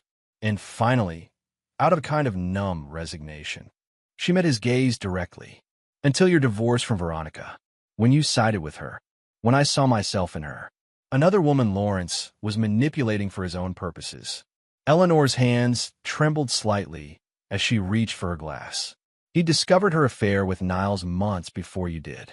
He was using that knowledge to pressure Niles financially while simultaneously encouraging Veronica to leave you in the most damaging way possible. Brody stilled. What? It was punishment, Broderick, for you becoming Montgomery's heir, for succeeding where Lawrence felt he had been denied opportunity. Eleanor's eyes filled with tears. I tried to warn you in my own inadequate way, but by then, our relationship was so strained and my own complicity so complete that you couldn't hear me. The waiter arrived with their meals, creating a momentary reprieve from the intensity of the conversation. Neither made more than a pretense of eating. Why did you agree to the wedding at the estate? Brody asked when they were alone again. You must have known how I would react. I opposed it initially, but Lawrence threatened to contest the trust entirely, to drag the entire family through court for years. In my weakness, I thought perhaps if I supported the wedding, I could contain the damage. Eleanor set down her fork. I was wrong. I failed you again. The raw honesty in her voice reached something in Brody that had remained armored for years.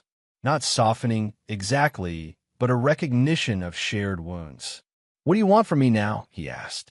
"After all this time, all these revelations, nothing you don't wish to give." Eleanor's response was immediate. "I've made my peace with the possibility that our relationship may never heal. That the damage is too extensive, the betrayal too profound. Then why return at all? Why reach out to Camden to me? Because healing happens in the light, not in shadow. Because secrets protected Lawrence, not his victims." She reached across the table, not quite touching him. "And because you are my son, and despite every failure, every mistake, I have always loved you." The declaration hung between them, neither accepted nor rejected. Later, as he drove Eleanor back to her hotel, Brody found himself thinking about narratives again. How his mother's revelations had shifted the story he'd constructed about his parents' marriage, about Veronica's betrayal, about his own place in the family saga. Not erasing his pain or justifying their actions, but adding dimension, context. "Will you be seeing Camden this weekend?" he asked as they neared the hotel. "If you and Tamara are comfortable with it." Camden sets his own boundaries these days. He's quite clear about who he wants in his life. Brody pulled up to the entrance. "But I think he'd like to meet you." "And you? Will I see you again before I leave?" Brody considered the question. The foundation is holding a fundraiser next weekend at the estate. A relatively small gathering. Donors, medical researchers, families from the program. He met her gaze. "You'd be welcome to attend, if you're feeling up to it after your treatments." Eleanor's smile was tentative but genuine. "I like that very much." As she exited the car, Brody found himself saying, "The guest house has been renovated. If you'd prefer to stay closer to your doctors, it's available." The offer surprised them both. Eleanor recovered first. "Thank you, Broderick. I'll consider it." That night, Brody added another document to his reconstruction folder, a family tree, not of the Harlow bloodline, but of the connections he'd formed since executing his revenge. Camden and Tamara. Catherine Shepard. The families served by the foundation. And now, possibly Eleanor, not restored to her former place, but finding a new one in the reconfigured landscape of his life. The weekend arrived with perfect fall weather, the estate grounds ablaze with autumn colors. Camden led Eleanor on a tour of his favorite spots, the treehouse, the pond, the reading room dedicated to Montgomery. Watching them from the terrace, Brody was struck by the easy way Camden interacted with Eleanor, without the weight of history that characterized Brody's own relationship with his mother. "He's good for her," Tamara observed, joining Brody. "And I think she might be good for him, too. You're not concerned about her influence?" Camden needs more positive adults in his life, not fewer. Especially now that he's processing who his father really is. Tamara glanced at Brody. "Besides, I've vetted her thoroughly. Former art gallery director, patron of 3 children's charities in France. No criminal record." Brody raised an eyebrow. "You investigated my mother?" "Of course I did. I investigate everyone who wants access to my son." Tamara smiled. "Just like you would." The observation was accurate. In the months since establishing the foundation, Brody had developed protocols for everyone involved with the children. Background checks, reference verifications, ongoing monitoring. "She's not who I thought she was," he admitted. "None of them were exactly. That's the thing about people. They're always more complex than our stories about them." Tamara watched as Camden showed Eleanor a butterfly that had landed on a nearby flower. "Even the ones who hurt us." Later that evening, after Tamara and Camden had left and Eleanor had retired to the guest house, Brody sat in Montgomery's reading room, surrounded by the books his grandfather had collected throughout his life. Business texts and architectural journals, certainly, but also philosophy, history, even poetry, the collection of a man whose interests extended far beyond the empire he had built. Brody's phone chimed with a message from Preston. Veronica's book deal fell through. Publisher concerned about legal exposure and negative publicity given your foundation's recent press. Thought you'd want to know. Another victory, albeit a small one. Yet it felt different from the satisfaction of Lawrence's sentencing or Niles's downfall. Less triumphant, more like closing a door on a draft that had been chilling a room for too long. He was about to put away his phone when another message arrived, this one from Townsend. Interesting development. Veronica's baby came early. Healthy girl. Niles doesn't know yet. A child. Another innocent drawn into the complex web of their shared history. Before he could process this new information, a soft knock at the door interrupted his thoughts. Eleanor stood in the doorway, looking tentative. I couldn't sleep, she explained. Too many memories in this house. Good ones or bad? Both. Neither. She gestured to the bookshelves. I haven't been in this room since before Montgomery died. He used to let me borrow books when Lawrence was traveling. Said I was the only one besides you who appreciated them properly. Brody indicated the chair opposite his. You can still borrow them, if you'd like. Eleanor sat, her gaze taking in the transformed space. The foundation fundraiser next weekend. What will my role be? Whatever you're comfortable with. You can simply attend as a guest. Or, if you prefer, you could help with the art auction portion. Given your background, I'd like that. Eleanor hesitated. There's something else I wanted to discuss with you. About the future. Go on. I've been offered a position back at the gallery where I worked before marrying Lawrence. Part-time, consulting on acquisitions. Her hands twisted in her lap, a nervous gesture Brody remembered from childhood. If I accept, I'd be returning to the States permanently. The implications were clear. She wasn't just visiting. She was considering rebuilding her life here. Near him, near the estate, near Camden. What would you need from me? Brody asked. Nothing material. I have the settlement from the divorce and my family's trust. Eleanor looked up, meeting his gaze directly. But I would need to know that my presence wouldn't be unwelcome, that we could continue this careful rebuilding. Brody thought of Veronica, alone with a newborn daughter, of Niles in prison, unaware he had a second child, of Lawrence, serving his sentence as an old man who would likely die before release. The wreckage of his revenge was extensive, the collateral damage reaching further than he had anticipated. Was there value in salvaging what could be saved? In allowing for the possibility of reconstruction, not just of buildings and foundations, but of human connections? I think, he said slowly, that Montgomery would say there's room enough on the landscape for both of us to build our lives. Separately, but not disconnected. Eleanor's relief was visible. That sounds like him. Practical, yet profound. One condition, Brody added. Complete transparency going forward. No more secrets. No more protected narratives. Agreed. Eleanor leaned forward. Starting with this. Veronica contacted me last week. Brody stilled. About what? Her baby. A little girl named Lily. Born premature, but healthy. Eleanor paused. She asked if I would tell you. Said she thought you should know, given everything. Niles is the father. Yes, though he doesn't know yet. Veronica is uncertain about informing him. About what role, if any, he should have in the child's life. Brody absorbed this, thinking of Camden, a boy who had grown up with a father who was present yet absent, involved yet detached. And now Lily, who might grow up with no father at all. What did you tell her? He asked. That decisions about children should be made with their welfare in mind, not as weapons or shields in adult conflicts. Eleanor met his gaze, and that you were not the monster she had painted in her book proposal. You knew about the book? Catherine told me. We've been in contact these past months. At Brody's surprised expression, she added she was Robert's wife. I owed her my own truths about what happened. Another piece of the puzzle falling into place. Another connection formed in the aftermath of destruction. Veronica needs financial support. Eleanor continued. The settlement from your divorce is depleted. She's considering reaching out to you directly. For money. For guidance, I think.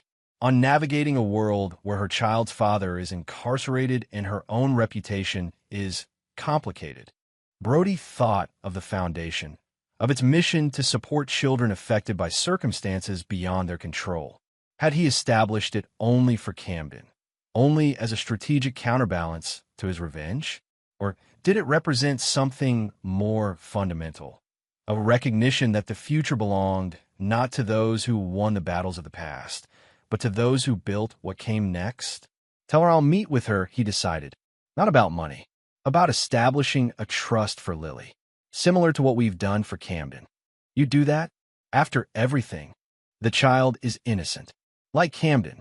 Brody stood, moving to the window that overlooked the estate gardens, now silvered with moonlight. And perhaps it's time to close the accounts, one way or another. Eleanor joined him at the window. Montgomery used to stand right here, looking out at the estate. Planning, always planning. What would he make of all this, do you think? The revenge, the aftermath, the foundation? He would say that destruction is easy, that true power lies in creation. Eleanor smiled faintly, and then he would tell you to look forward, not back, that the view ahead is always more interesting than the one behind. Brody considered this as they stood in companionable silence, the moonlight casting their shadows onto the floor of the reading room. Two figures, separate yet connected, each carrying the marks of the past while facing toward what came next. The fundraiser next weekend, he said finally. I think we should announce a new initiative. A scholarship program for children of incarcerated parents, starting with Lily Porter. Eleanor's surprise was evident. That's more generous than anyone would expect. It's not about generosity. It's about building something that outlasts the damage. Brody turned from the window. That's what Montgomery would do. Yes, Eleanor agreed softly. That's exactly what he would do. As she bid him good night and returned to the guest house, Brody remained in the reading room, surrounded by his grandfather's books, by the wisdom of a man who had understood that empires rose and fell, but legacies, true legacies, were measured not in conquest, but in what remained standing after the dust settled. He opened his laptop and created a new folder, Legacy. Inside, he began drafting plans for the scholarship program, for expanded foundation initiatives, for a future that acknowledged the past without being constrained by it. The revenge was complete. The reconstruction had begun. And the legacy, his legacy, was yet to be written. Chapter 9. The Resolution. 1 year to the day after the fateful wedding that never was, the Harlow estate hosted a very different gathering. Under white tents spread across the autumn-painted lawn, families mingled with medical researchers, donors conversed with foundation staff, and children, at the center of it all, played on grounds that had once been forbidden to young feet.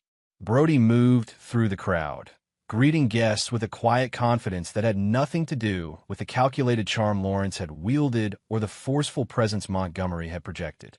This was something entirely his own, a gravitas born of destruction and rebuilding, of revenge executed and transcended. In a quiet corner of the main tent, Eleanor had organized an art auction featuring works donated by galleries and artists she had known throughout her career. She had returned to the States permanently 6 months earlier, taking the position at her former gallery and establishing a small apartment downtown. Their relationship remained careful, defined by clear boundaries and mutual respect rather than the unconditional forgiveness she had never asked for and he had never offered. Not reconciliation in the traditional sense, but reconstruction of a different kind.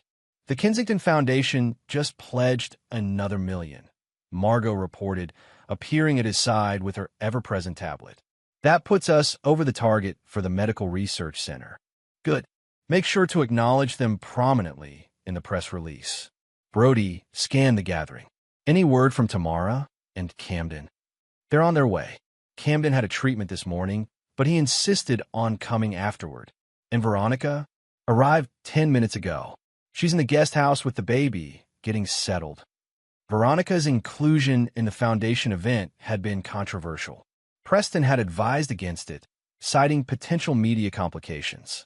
Catherine had supported it, recognizing the value of closing circles. In the end, the decision had been practical. Lily Porter was now a beneficiary of the Foundation's programs, and her presence, along with her mother's, was appropriate regardless of the complicated history.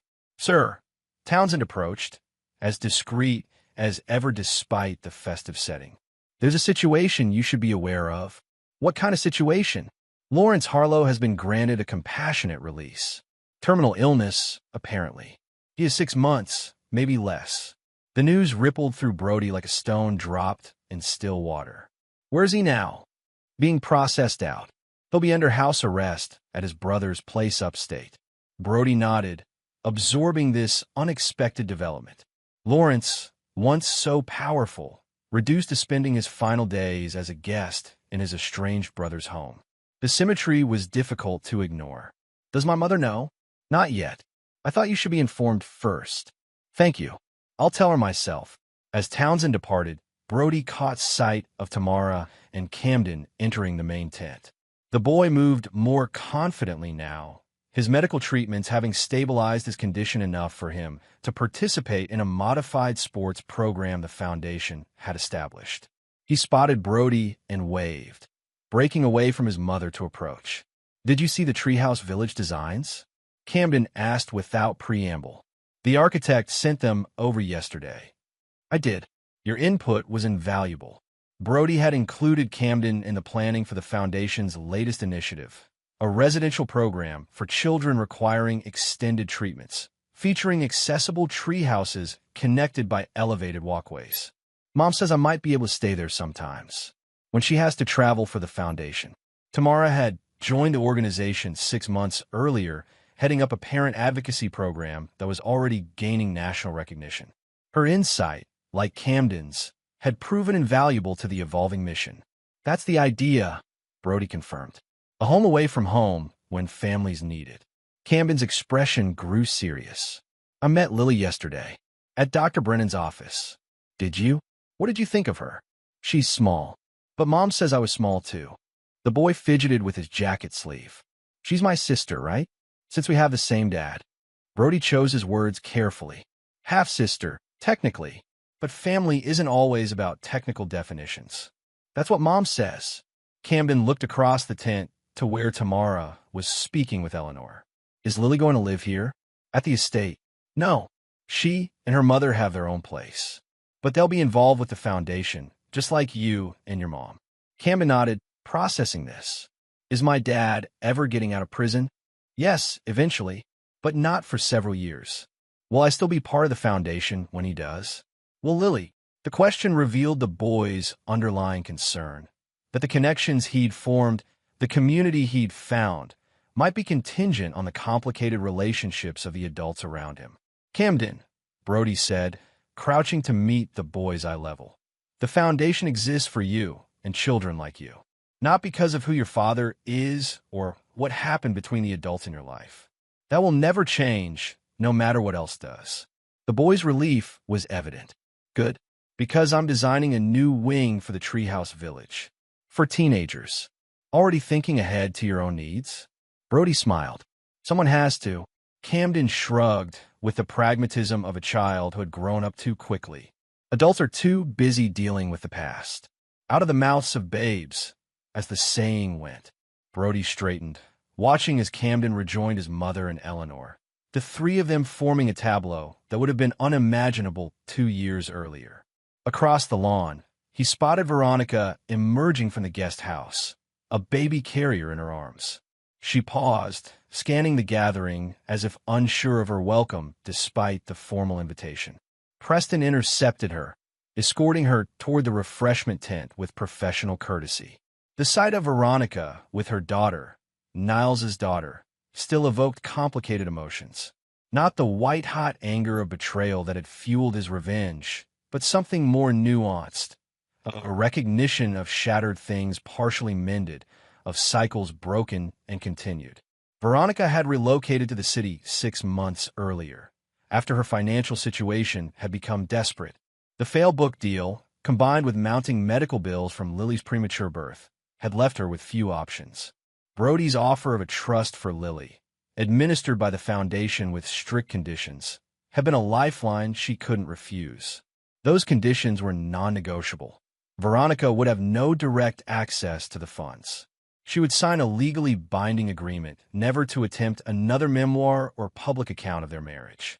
And most importantly, she would acknowledge, in writing, the full extent of her betrayal during their marriage. It had been humbling for her, necessary for him. Now she stood at the periphery of the Foundation gathering, a tolerated presence because of her daughter, not welcome in her own right. The symmetry wasn't lost on Brody. Once he had been the outsider at his own property, watching as others claimed what was rightfully his. The difference was that his exile had been unjust. Hers was earned. Margot appeared at his side again. "It's almost time for your speech. Is everything set for the announcement?" "Yes. The board has approved the new scholarship program and the expanded medical research funding. The press release goes out the moment you finish speaking." Brody nodded, his gaze still on Veronica and her daughter. "And the other matter?" "The documents were delivered to Lawrence this morning." Preston confirmed receipt. The other matter was perhaps Brody's most calculated move yet. Upon learning of his father's terminal diagnosis and compassionate release, he had drafted a comprehensive agreement. In exchange for signing over his remaining assets to the foundation and recording a full confession of his crimes, including his role in Robert Shepard's death, Lawrence would receive top-tier medical care for his final months. Not forgiveness, never that, but a final accounting that served Brody's purposes while acknowledging the inevitable. "Ladies and gentlemen," Preston announced from a small stage that had been erected on the lawn, "if I could have your attention, Broderick Harlow would like to say a few words." The gathering quieted as Brody made his way to the stage. He surveyed the crowd, the families whose lives had been transformed by the foundation, the medical researchers whose work it funded, the donors whose contributions made it all possible.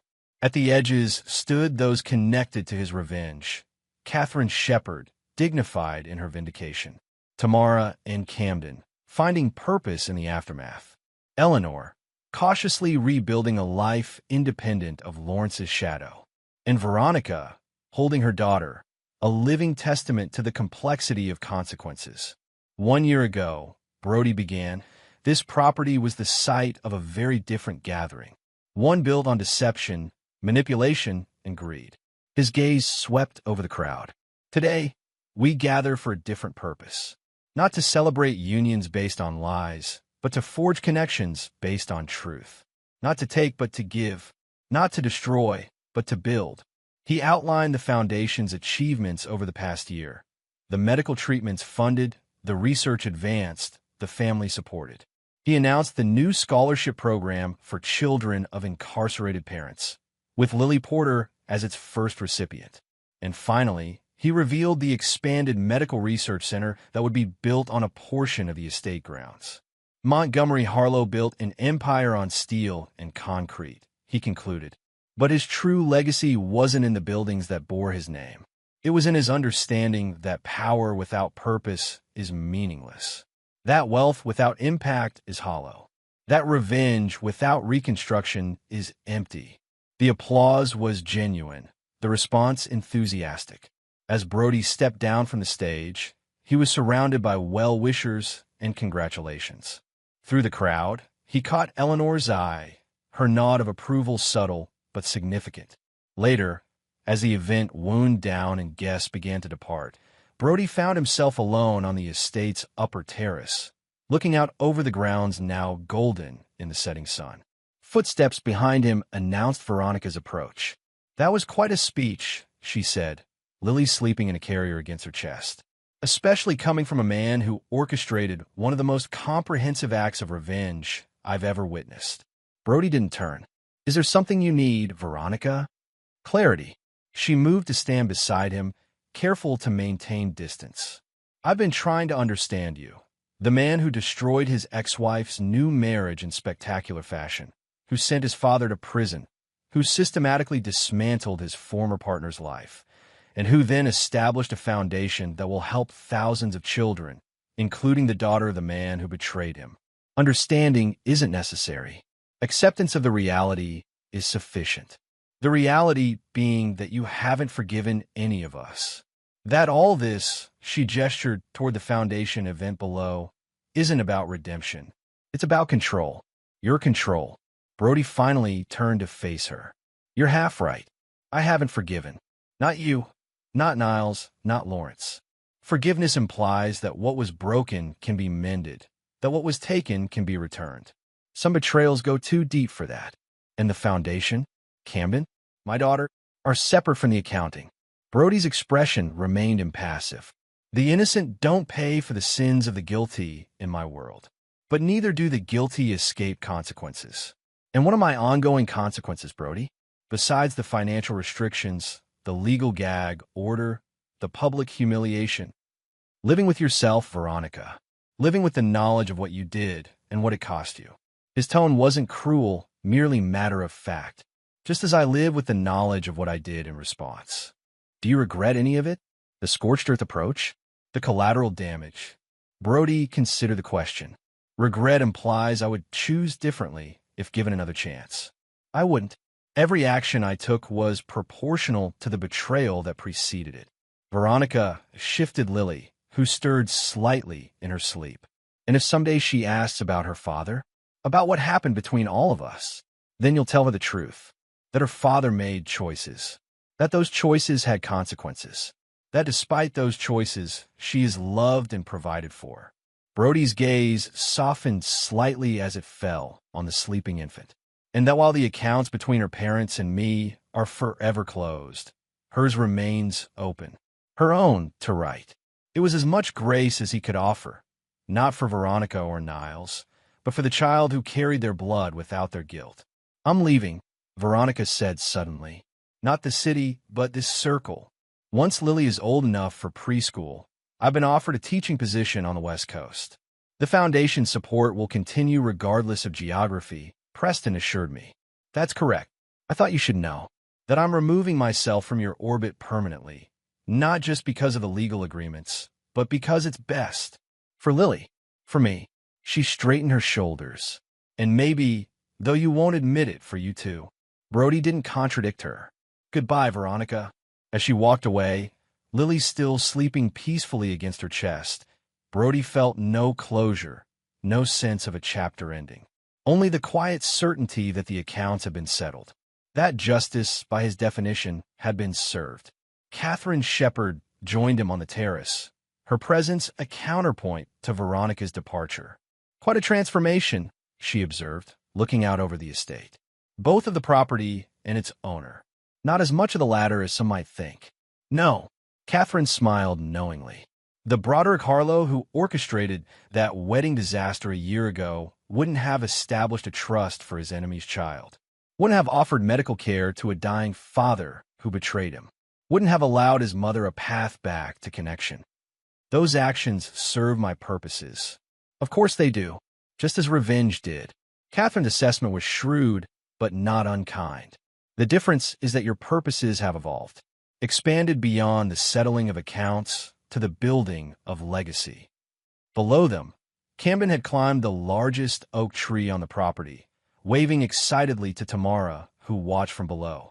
Eleanor stood nearby, her conversation with several foundation donors animated and engaged. Preston and Margot conferred over tablets, already planning the next phase of the foundation's growth. Robert used to say that Montgomery Harlow was the most pragmatic man he'd ever met, Catherine continued. That he understood the difference between winning battles and winning wars. And which am I doing, in your estimation? Neither. You're building an empire. Her assessment was matter of fact, not of steel and concrete like your grandfather, but of influence and impact. The ultimate repudiation of those who betrayed you. Brody considered this. There was truth in Catherine's observation. His revenge had been comprehensive and exacting. But what followed wasn't forgiveness or reconciliation. It was strategic reconstruction, building something that would long outlast the battles that had necessitated it. The documents from Lawrence, Catherine asked, changing the subject. Will he sign them? He already has.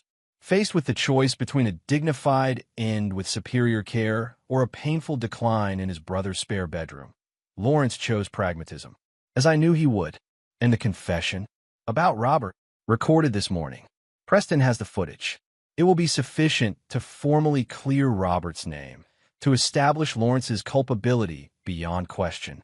Catherine closed her eyes briefly. Decades of suspicion finally confirmed. Justice long delayed finally within reach. Thank you. As the sun dipped below the horizon, casting long shadows across the estate grounds, Townsend approached with his final report of the day. Niles Porter received the DNA results confirming Lily is his daughter, he informed Brody. He's requested visitation rights. Through the prison's family program? Yes. Supervised visits only, of course. Brody nodded. Inform Preston. The Foundation won't oppose it, so long as Veronica consents and the visits are deemed in Lily's best interest by child development specialists. Understood. Townsend hesitated. There's one more thing. Lawrence is asking to see you. The request was unexpected. Brody had assumed their final communication would be through lawyers and signed documents. When, at your convenience, he's been admitted to the medical facility as agreed. Brody considered the request. To see his father one last time. Not for reconciliation, not for forgiveness, but for what? Closure? Understanding? Or simply to witness the final diminishment of a man who had once seemed invincible? I'll think about it, he decided. That night, alone in the study that had once been Montgomery's, Brody reviewed the day's events. The Foundation launch had been an unqualified success. The new initiatives had been well received.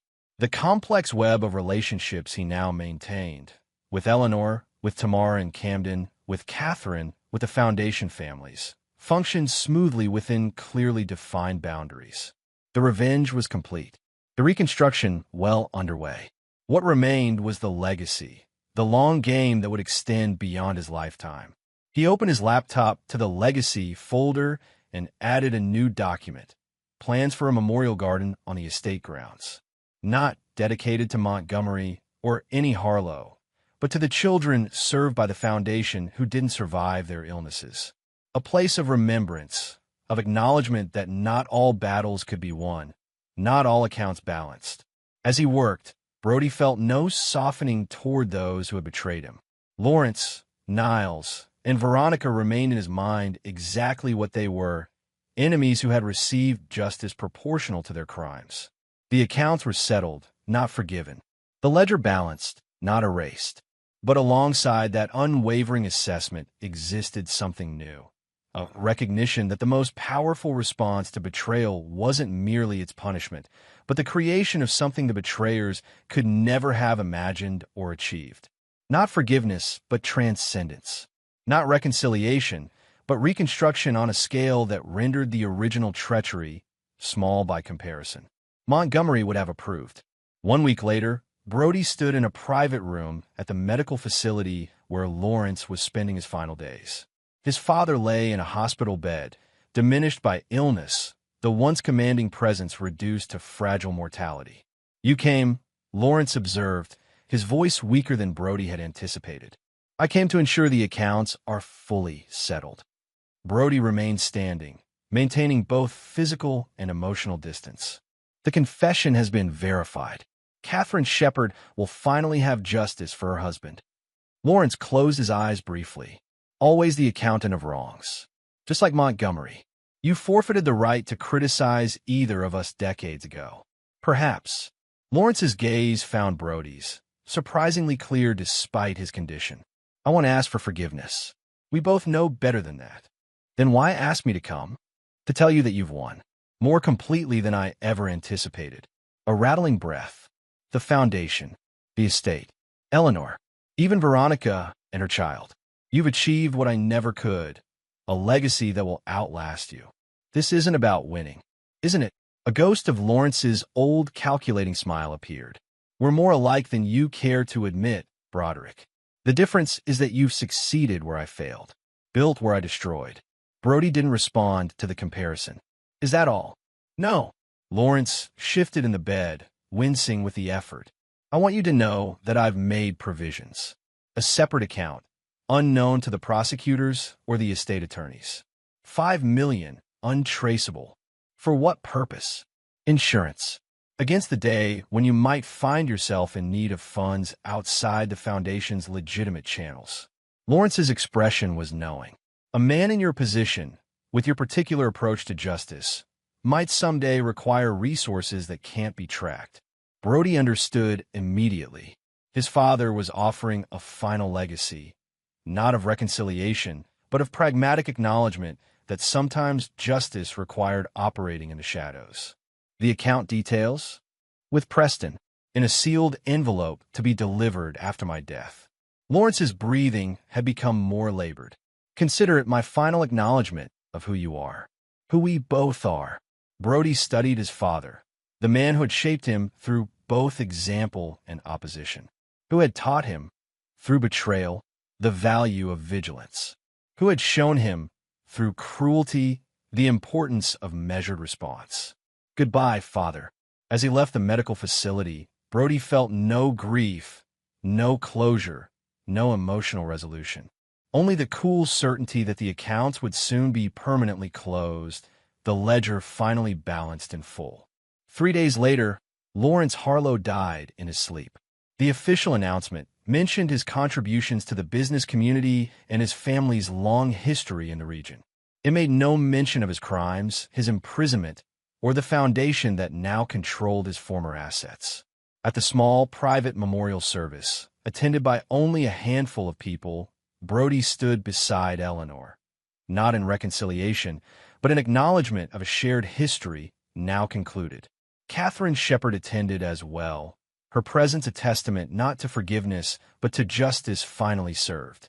Afterward, as they left the chapel, Eleanor touched Brody's arm briefly.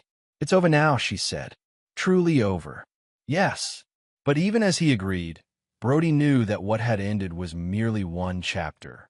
What continued? The foundation, the legacy, the careful reconstruction of connections on his terms, would extend far beyond Lawrence's death. That evening, Preston delivered the sealed envelope Lawrence had mentioned. Inside were indeed account details for a substantial sum, hidden away by a man who had understood the value of resources beyond official scrutiny. Brody transferred the funds to a new account, one that would not appear in any foundation records, any personal financial statements, not for his own enrichment, but as a resource of last resort if his carefully constructed world ever faced unforeseen threats. Not forgiveness of Lawrence's sins, but acceptance of his final offering. 6 months later, on a clear spring morning, Brody stood on the newly completed observation deck overlooking the Foundation's campus. What had once been simply the Harlow estate now expanded to include the Medical Research Center, the residential treatment facility with Camden's Treehouse Village, and the Memorial Garden in full bloom.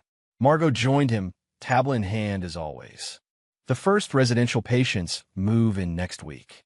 Camden has volunteered to be their official tour guide. Of course he has. Brody allowed himself a small smile. The boy, now 12, had become the unofficial ambassador of the Foundation, his resilience and candor making him uniquely suited to welcome other children into the community. "We've received an interesting proposal," Margot continued. "From Veronica, actually. She's completed her teaching certification and has developed a creative arts therapy program for children with chronic conditions. She's offering it to the Foundation for implementation here." "On what terms?" "She would consult remotely. No presence on campus required.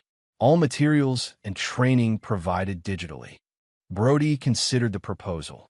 It was well-crafted, allowing the Foundation to benefit from Veronica's expertise without requiring her physical presence, maintaining the separation he had established while utilizing a resource that could benefit the children. Have the program evaluated on its merits, he decided. If it meets our standards, implement it.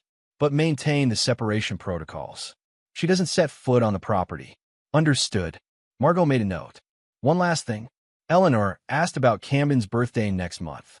She's commissioned a painting for him, a landscape of the Treehouse Village. Wanted to make sure it wouldn't conflict with any other gifts you had planned. It doesn't. Brody had arranged for a state-of-the-art adaptive gaming system that would allow Camden to play despite his physical limitations. Tell her it's appropriate. As Margot left, Brody remained at the observation point, surveying what he had built from the ashes of betrayal. Not a simple charitable foundation, but a complex ecosystem of care, research, and support that would continue long after he was gone. He had not forgiven.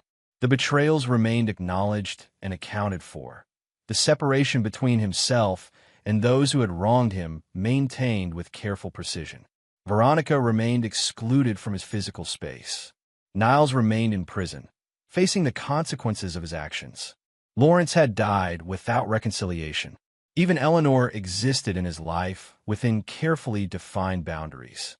But alongside that unforgiveness existed creation, construction, legacy. The accounts were settled, the ledger balanced. Justice, by his definition, had been served. And in that perfect balance, neither forgiveness nor continued vengeance, but calculated reconstruction on his terms, Broderick Harlow had achieved what his grandfather would have recognized as the ultimate victory, not merely surviving betrayal, but transcending it. Building an empire where the betrayers became footnotes in a story that continued long after their chapters had closed. And there you have it. Another story comes to an end. What did you think? I'd love to hear your thoughts in the comments below. If you enjoy this story, consider joining our community by subscribing. It means the world to us. For more stories like this one, check out the recommended videos on screen. And I'll see you there.